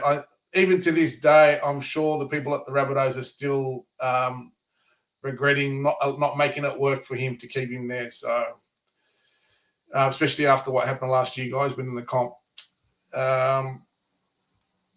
Yes, we agree, mate. What do you got, Timmy? There was a knock-on in the Dragons-Roosters game. Yes, there was a big knock-on there by, I think it was Connor Watson off memory. Yeah. So, and look, they're still, and look, there used to be times when they used to be getting it, a word in the year, but now they stopped that. So, yeah, it's tough, mate. Players can have errors, so can the refs, but you've got 3 of them out there and you've got others. It's just you expect to be a little bit better. I think it's still a good message. Everybody's fucking human. That's right. Everyone wants juniors elevated. Be cautious bringing juniors up if they aren't contract for a while. You're basically putting them on show for the Bears and Chiefs. There is that as well, Adrian. And I know I've done a lot of features on juniors and stuff, and I don't actually think it's highly appreciated for that reason. Just saying. Yep. Shoei's saying, yep, that's his point on Barber. We can teach them like we did with Barber. And look, Saralla's got a great system. So those of you who learn under him and want to learn, you become a better defender. Remember in 2012 against South, Barber made a try-saving tackle on Sam Burgess in the corner at Acor. Yes, he did, mate. Great try-saver. I'm sure that would have had you in tears, buddy.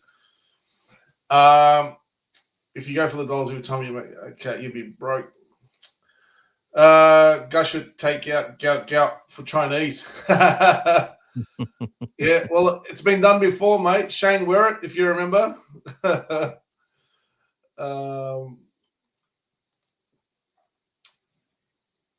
Why didn't we go for Osako, make a good winger, almost guaranteed 2 points with his boot?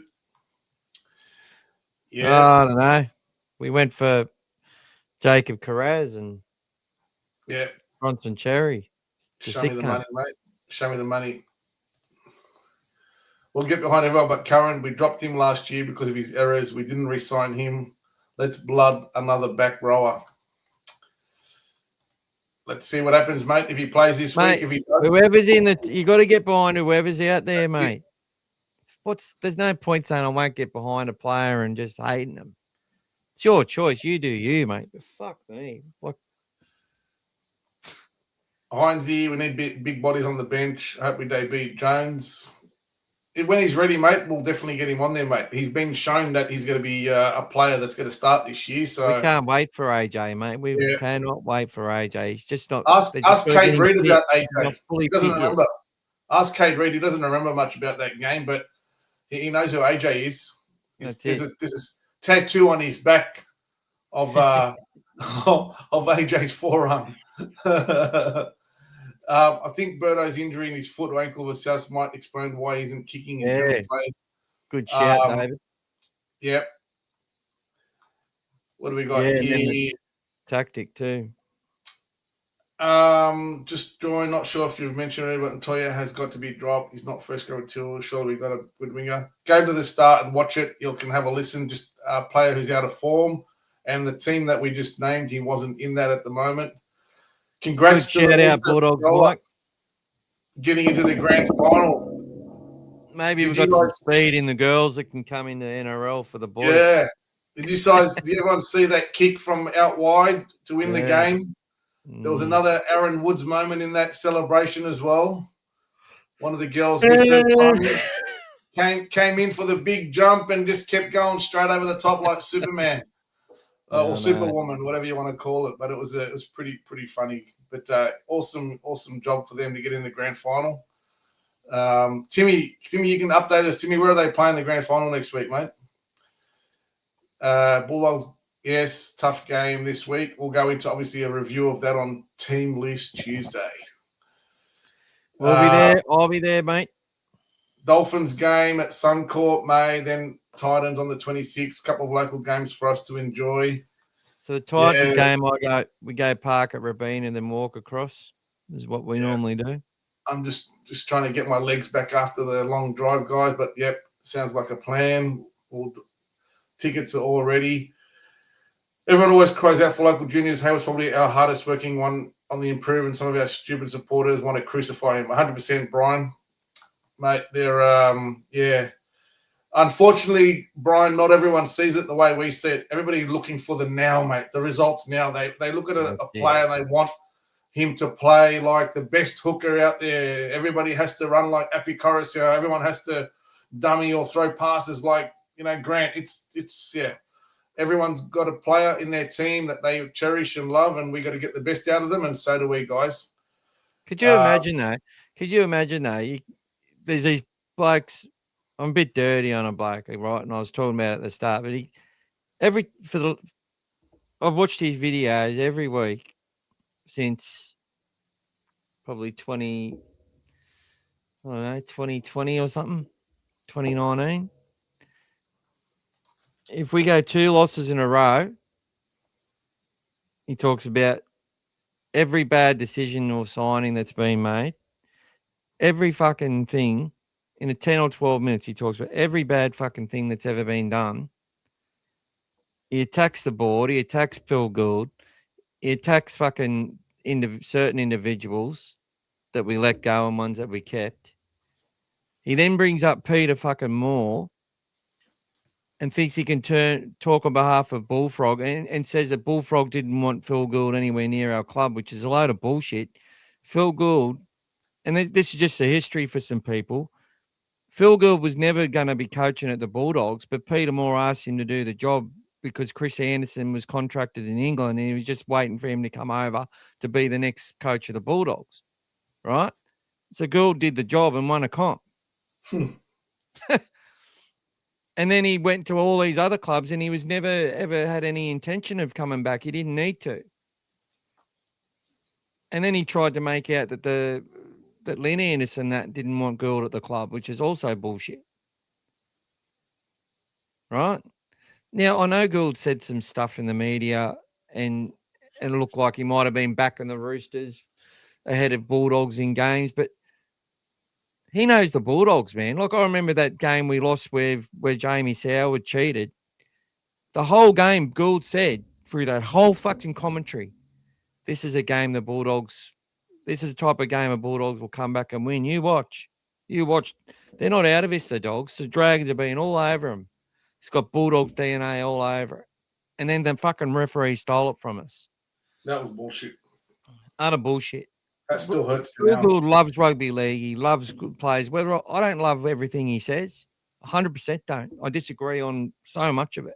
You don't think everything he says is creamy? Oh, cringy, mate.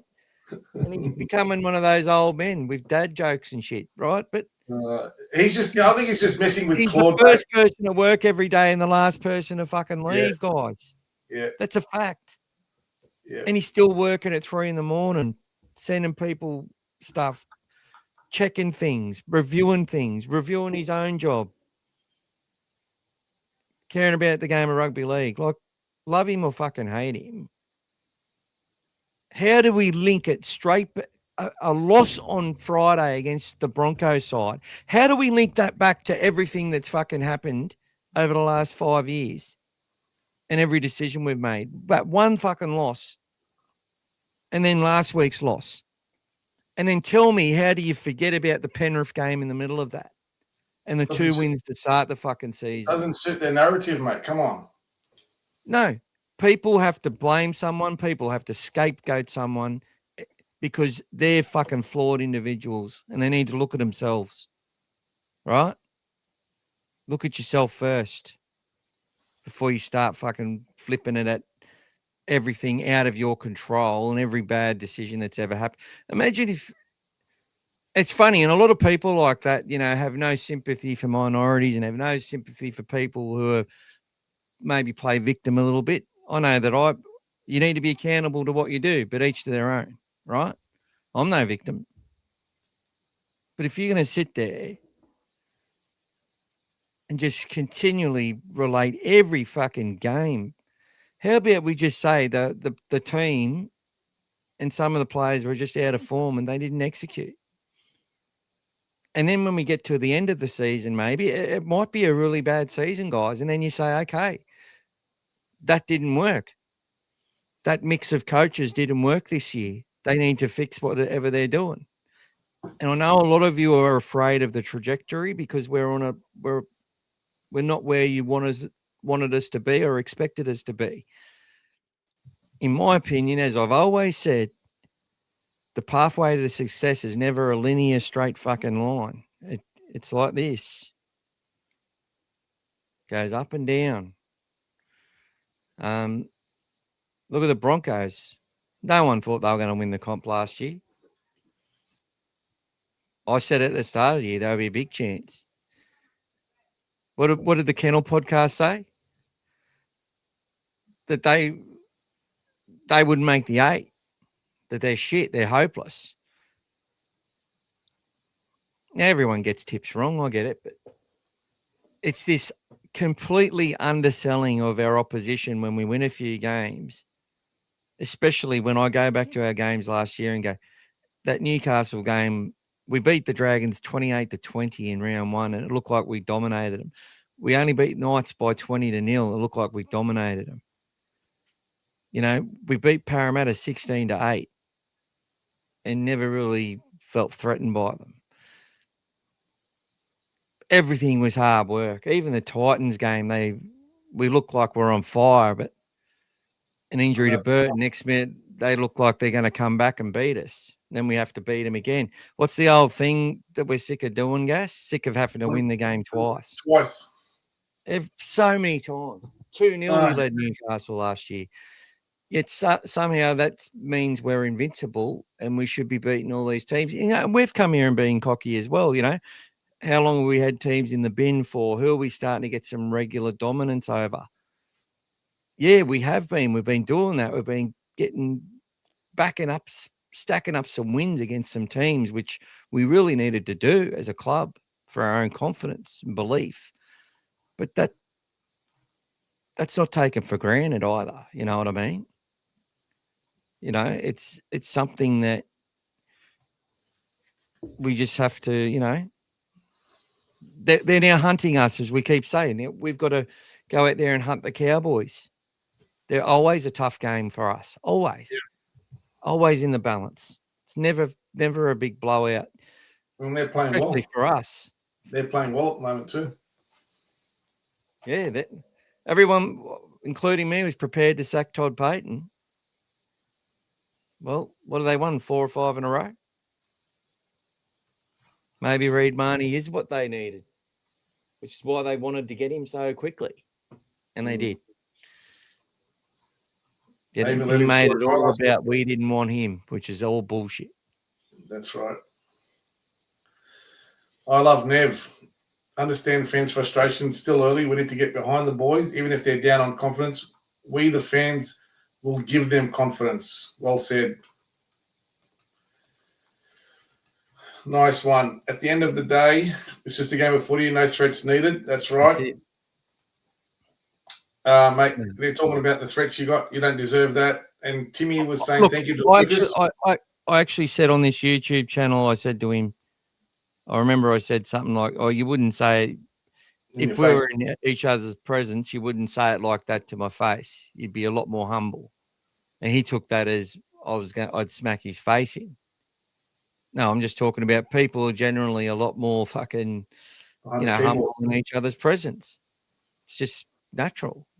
And if they're not, they're fucking mental. Yeah, Timmy's thanking Lucas for his donation to the charity.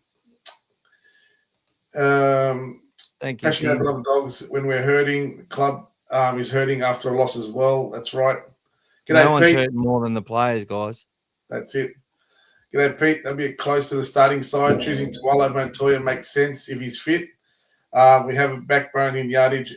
Our meaning King Karaz and Shiraz, Kick Shiraz will be a good game at home. That's it, mate. That's it. Always, mate. No, mate. That's it, James. JC goes overboard, prefers to anyway. He's hilarious. Yeah. Tough for those guys, mate. I don't even know where their next win's going to come from as well. So it's not easy at the moment for them. We can't score tries. We'll get in there, mate. We'll get in there. Keep the faith. Look. From all AI, Claude is by far the best. I use it in a professional manner every day. Now, my son told me that Adam Drewisi doesn't own Claude or hasn't in developing it, but I'm pretty sure he is. I know. Self-made millionaire. The New Jersey. Yeah, no worries, Timmy. I'll see you there, buddy. Come and see me, mate, in the same spot. I'll be there. Yeah, and we should have still been 12-6, mate, or that second half. That was a shit try they gave at the end there. Oh, both tries weren't tries. Yeah, I know. We can get up the field, but can't get over the line. So what are we doing wrong? Just not setting it up, guys. Just not having the confidence. We're not. As I said, you got to. If we just shift wide off a slow play the ball, you're rarely going to score. There has to be you have to get the defensive line retreating. And when we do that, we punish sides. Making that happen has been a challenge at times for our team. We did it very well against the Panthers. But it takes everyone running a lot of supports and running a lot when like running decoys, running supports when they're not going to get the ball, just in the hope or belief that they are going to get the ball. And when you do that, that creates hesitancy in the opposition.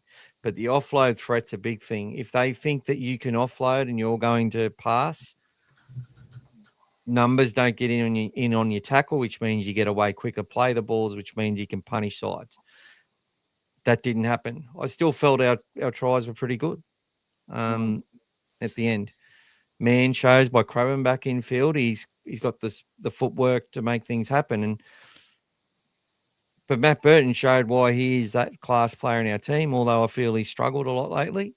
The way he still is a threat every time he's got the ball, and the way that he hunted that try line, no one was going to stop him. Yeah. And then Galvin scores that good try. Bailey Hayward's useless apparently, but he holds up a pass just the right time to get that player out of the line to get Galvin through the gap without a hand on him. Like, that was a great ball.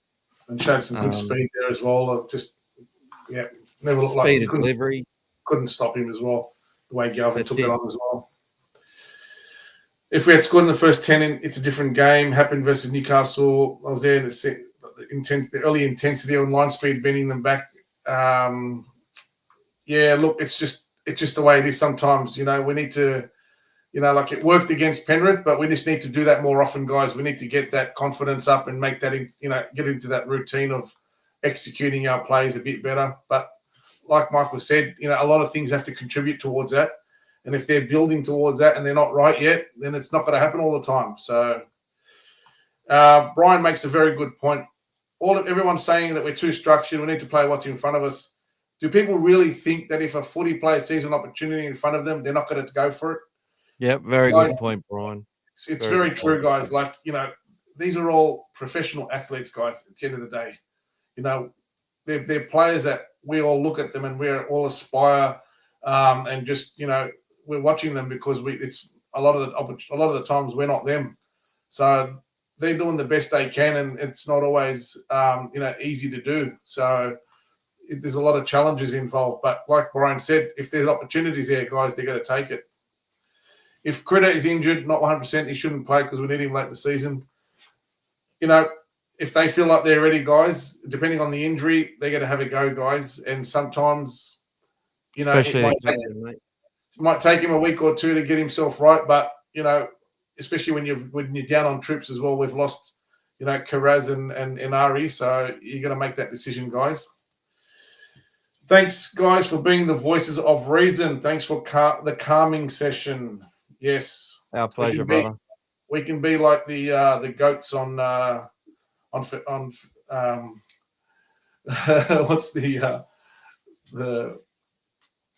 all things positive.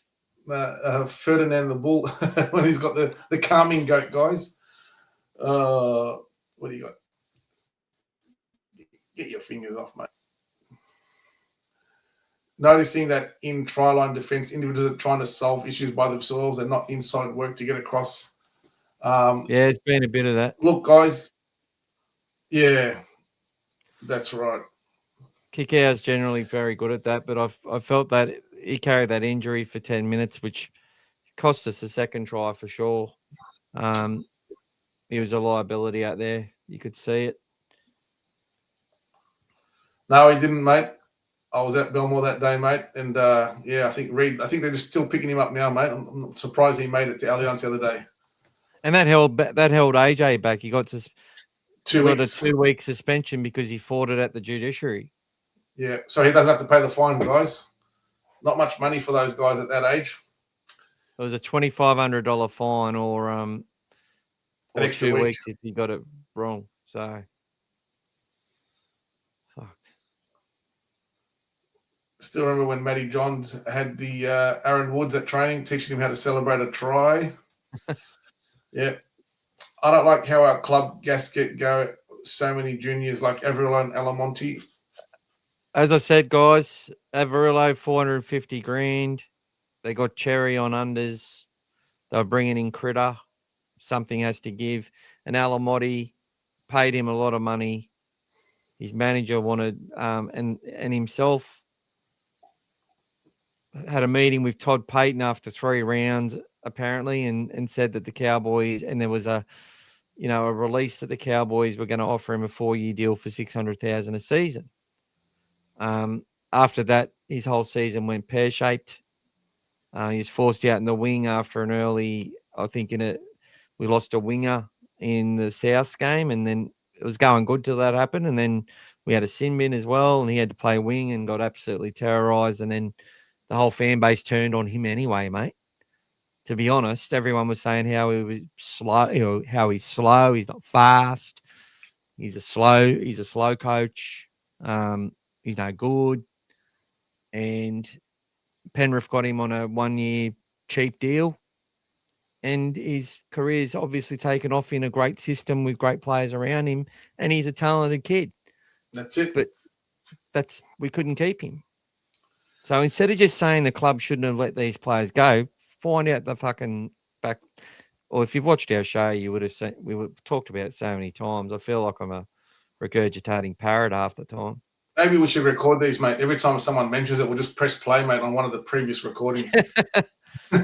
Or we'll just Episode reference 17. Or we'll just exactly reference the episode. That's it. All the grand finals next week for the ball, Mats and Go. We'll all be at Leichhardt. All the semis bar one were played there. Thanks for that, Bulldog Mike. Thank you, Mike. Timmy saying the same thing. Leichhardt, not sure it's been made official yet. Hopefully by Tuesday, guys, we'll have some timings and stuff like that as well. So if anyone wants to go out there. Cowboys have won 4 of the last 5, and we won the last one. That was a tough one in Cowboys land last year when Inari Tawala put Jethro away, if you remember.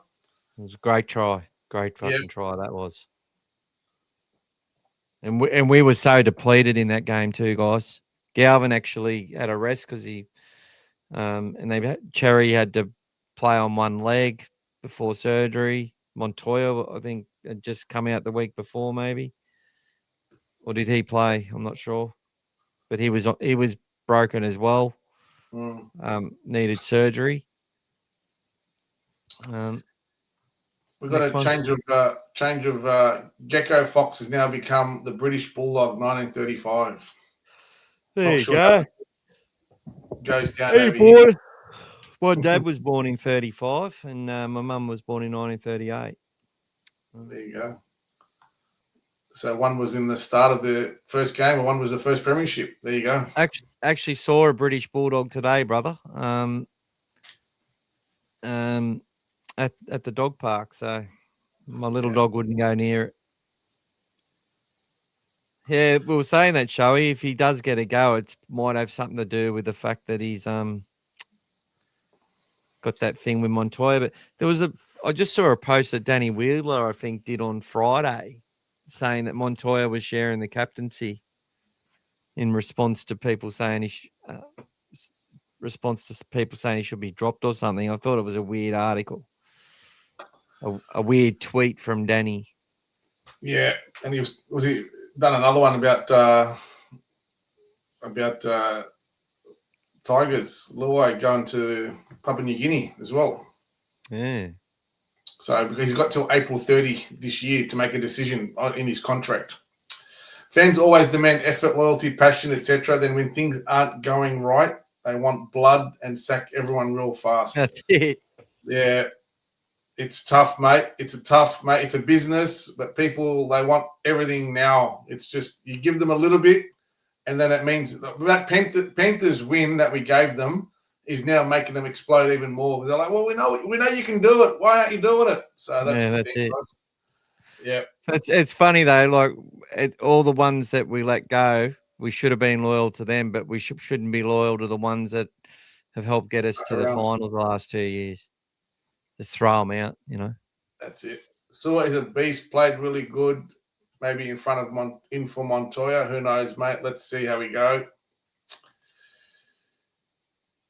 Mentioning the goats, sting with the screaming ones from Thor. Lockie up. Let's go. G'day, Lockie. Must win next week, no matter how we play next week.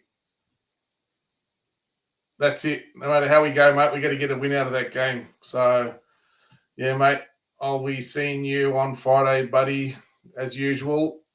Let's go. Next one. sitting in the kennel. Kind of Greg Critter seemed like maybe he has come back too early. Maybe think the screaming, everything needs to happen now. Crowd, the players all feel the pressure. Yeah, look, it's not easy, guys. Critter puts a lot of pressure on himself to deliver, to be that, that main man and everything else. So obviously, watching the Bulldogs play against the Panthers and he wasn't there and they did the job, he would have felt like he wants to come out and contribute. But, it wasn't his best game out there, like he knows. And, he'll go out and work on his game and come back. But, he showed some good touches late in the game and everything. But, it just happens, guys. We can't all have our best game every week. It just happens to even the best of them. But consistency, guys, that's what we're looking for. Their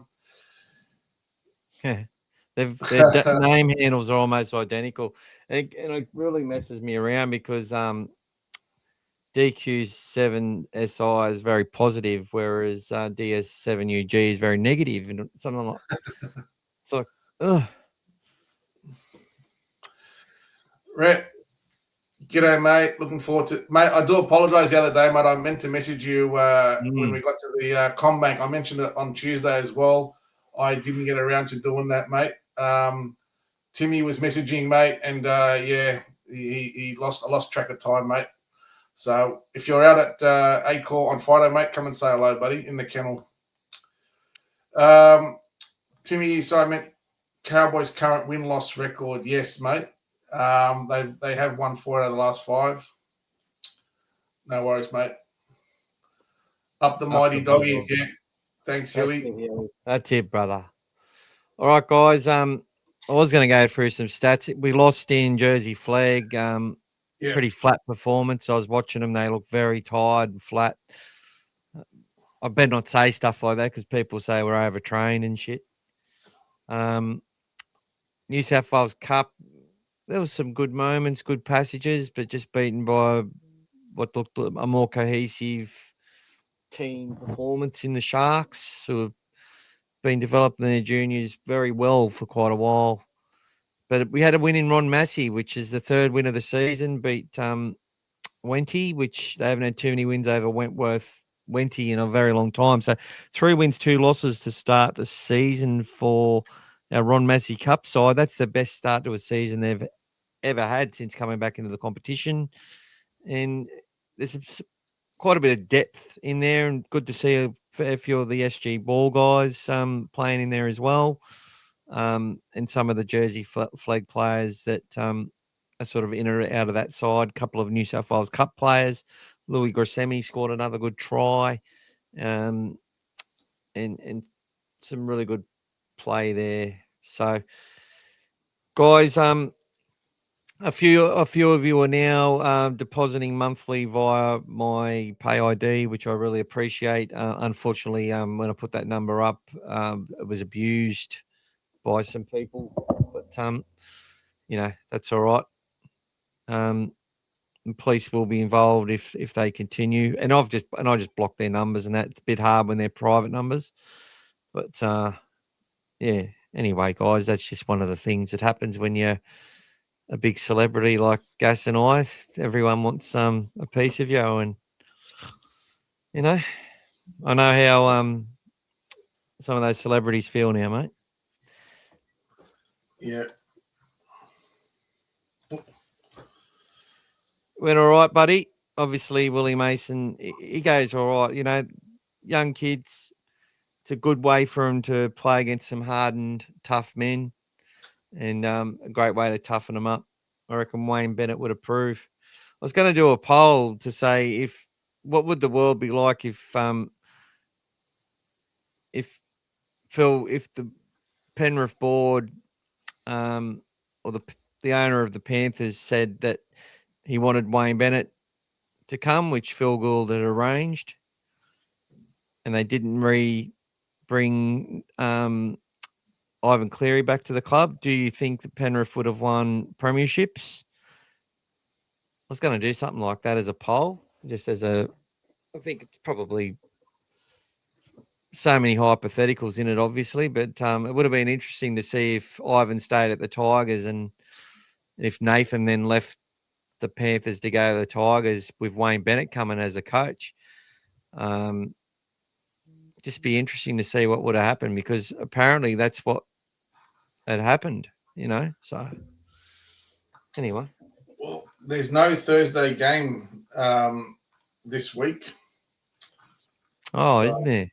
No Thursday game. So we're the first game this week on the Friday.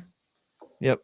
So we'll have our keys to victory. I'll be watching a few Cowboys games.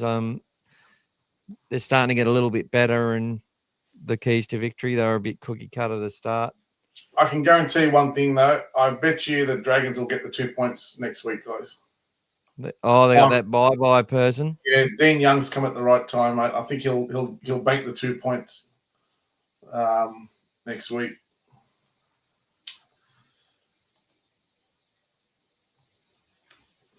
I think David Swartz has reposted something he said earlier. Yeah, we did cover that, David. Really good comment, mate. Really good comment.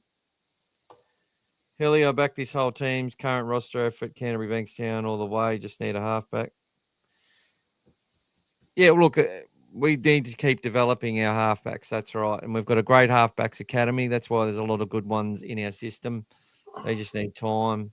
And sometimes you just don't know if they're going to be able to turn from that halfback that can compete and do well in New South Wales Cup or go to the next level. And there's plenty of players that have had to leave our system that aren't going to play NRL. And the few that do, like Ryan Gray, I think South's had 20 injuries last year or something. That's why he got to play. He played in a SG Ball Grand Final with Avarillo and everybody else. Great to see him get a crack at NRL and live his dream. But is Ryan Gray still at South? Don't think so. No. Brian says if there's anyone who can lose the bye, it's the Dragons. JC can have a statement. Yeah, brother, we love the Dogs, bro. Good shout out to you, bro. Aussie John. What went wrong with the Bulldogs again? The Brisbane Broncos. Watch it, bro.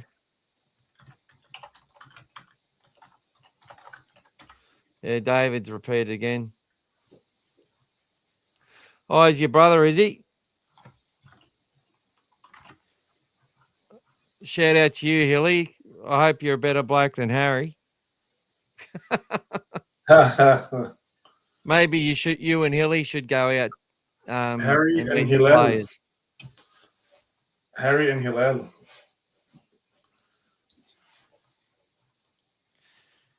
Hilly and Harry. Yeah, well, that's it. Mike's brought up a good one.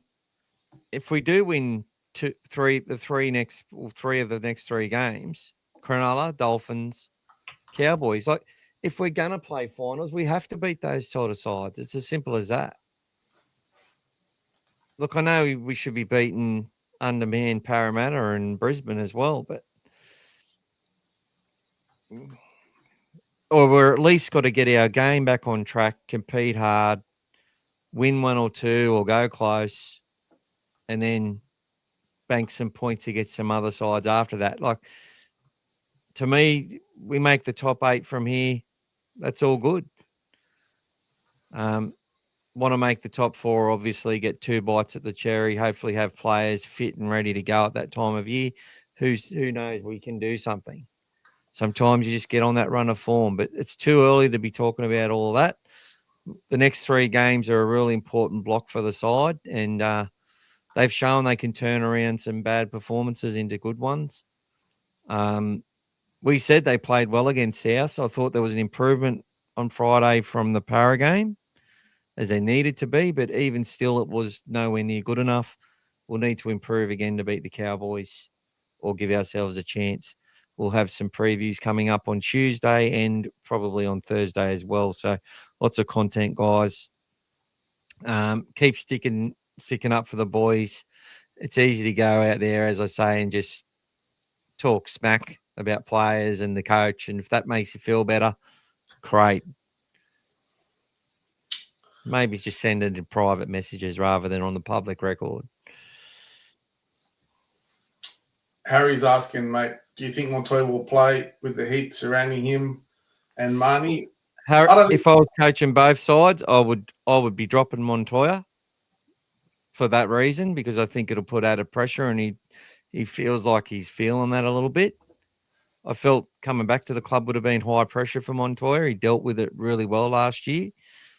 This year it's been a thorn in the side. And if I'm coaching if I'm Todd Payton, I'm not starting Marnie.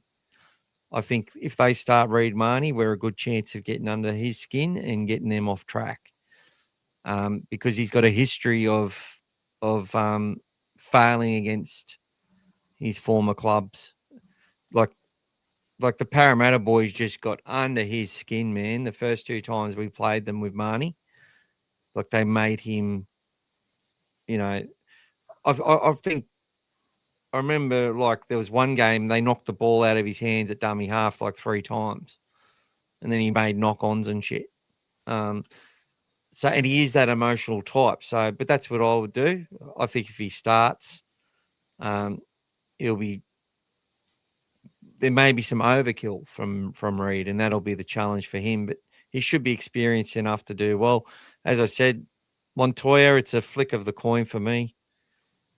You put him out there, and give him a chance to redeem himself, or you sort of say, look, we would have loved for you to have retribution against Marnie. You're not the only player who's had mistakes and stuff, but there has been some individual errors that have been costly.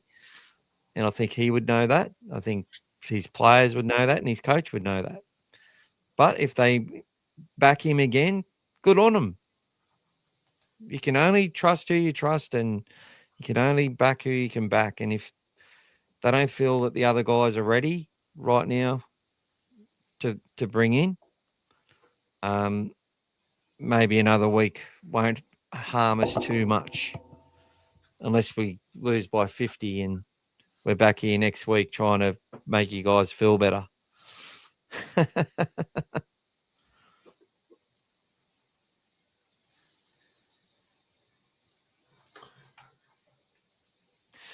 David, there are comments that are coming from Facebook and stuff like that as well, bro. So, and Instagram and whatever else. Yeah. We've had a lot of people on today, guys. I mean, you won't see it sometimes on your side, but we've had almost close to 100 people at times across all the different channels. So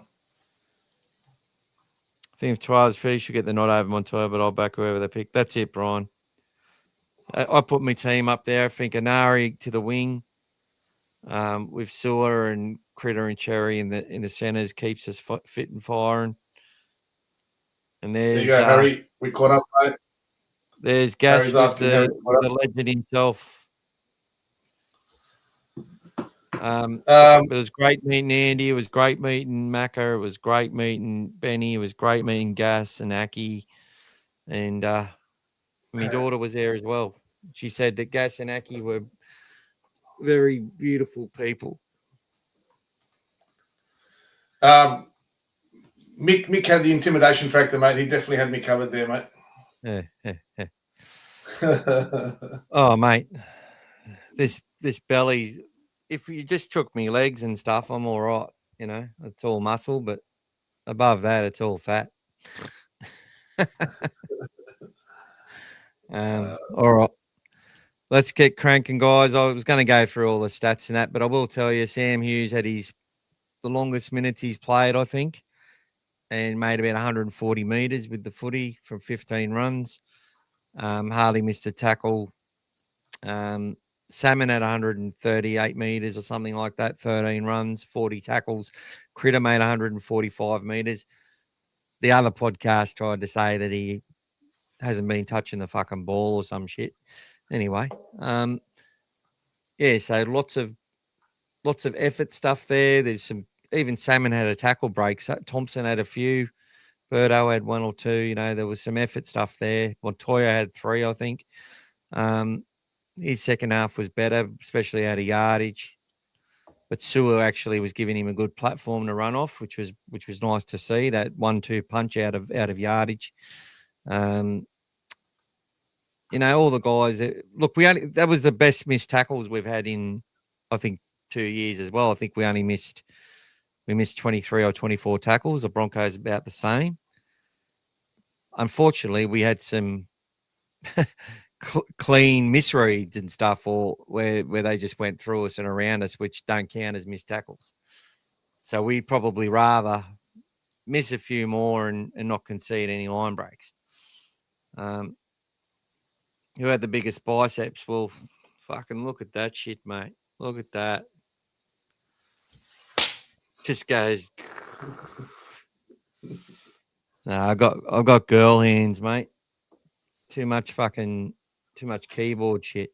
I just deafened myself there, mate, and broke my own wrist. Punched that hard.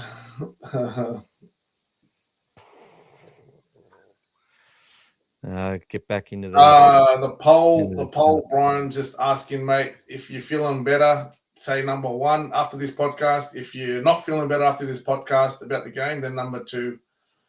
So it's 100% so far. Everyone's on number 1 so far, guys.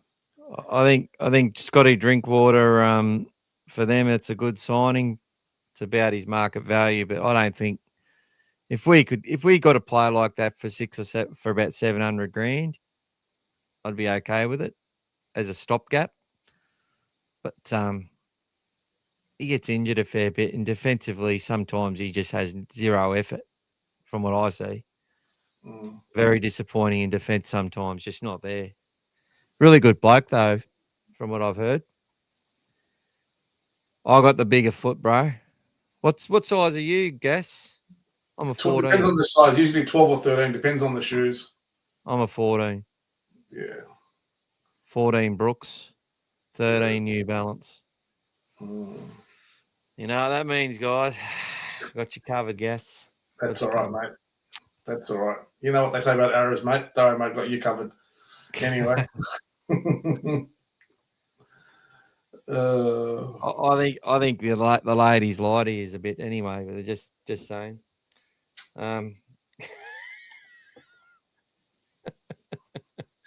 Asics on top. That's it. That's it. I love Asics too, but I got me foot measured at Athlete's Foot. You can sponsor me, guys, if you want. And they suggested Brooks and New Balance were better for my foot shape and stuff, and it actually is. Just saying. Go get your feet measured, guys. Helps out. Get a good pair of Kayanos, mate. Yeah, it's really good. I've got a pair of them I've got a pair of Kayanos as well. Really good for the running and walking and stuff. So nice, firm. Yeah. State of Origin this week, guys. That's why Thursday night Origin is on Thursday night. So that's at McDonald Jones, I think, in Newcastle, isn't it? Game 1. So interesting way, obviously, the women do it, where they start off before their season. We did have a bad run in '95, similar this year. We turned it around. Yeah, we didn't beat a top 8. We didn't beat a top. I think we beat one top 8 team all season till the finals. And we lost 4 of our best players during that year as well. Signed the following year. They were there, but they were signed the following year. So it was a disruptive year, because that wasn't very common at the time when you lost players in that year, signed for the next year. So there was big news about those 4 players. So it was a big struggle between ARL and Super League. See, correct. Yeah, I can't believe it. I actually supported Parramatta in the ARL competition and the Bulldogs in the Super League, because I was just following Dean Page, Jim Smith, Jim Dimmick, and what's his name, Jared McCracken. The four Bulldogs. The four Bulldogs. The only season we were ever called the Sydney Bulldogs, guys. 1 premiership, 1 from 1, guys. 100% strike rate. Let's change ourselves to Sydney Bulldogs All for 1 things year. Bulldogs. The all things Bulldogs. That's it. Brian says Walken's overrated. Oh, that's hilarious, brother. Just Harry, Chris keep Anderson rolling, took them Brian. all out for a beer, mate. Took them all out for a beer. That's how Yeah. simple it was. There's Yeah. a lot of infighting because they were leaving and stuff, and they all went out of beer and sorted it out, and Dimmick, Smith, Pay McCracken. that's it. Yep. Andy's got one more there. Friday night is important. A win will keep us in the race, keep us 4-4. Sort of after 9 rounds, it'll be mid-pack guys. It'll be on the fringe of the 8, but it's still a good place. So early in the season, yeah, probably had cranberry juice, mate. The bloody halal beer, eh? Yeah.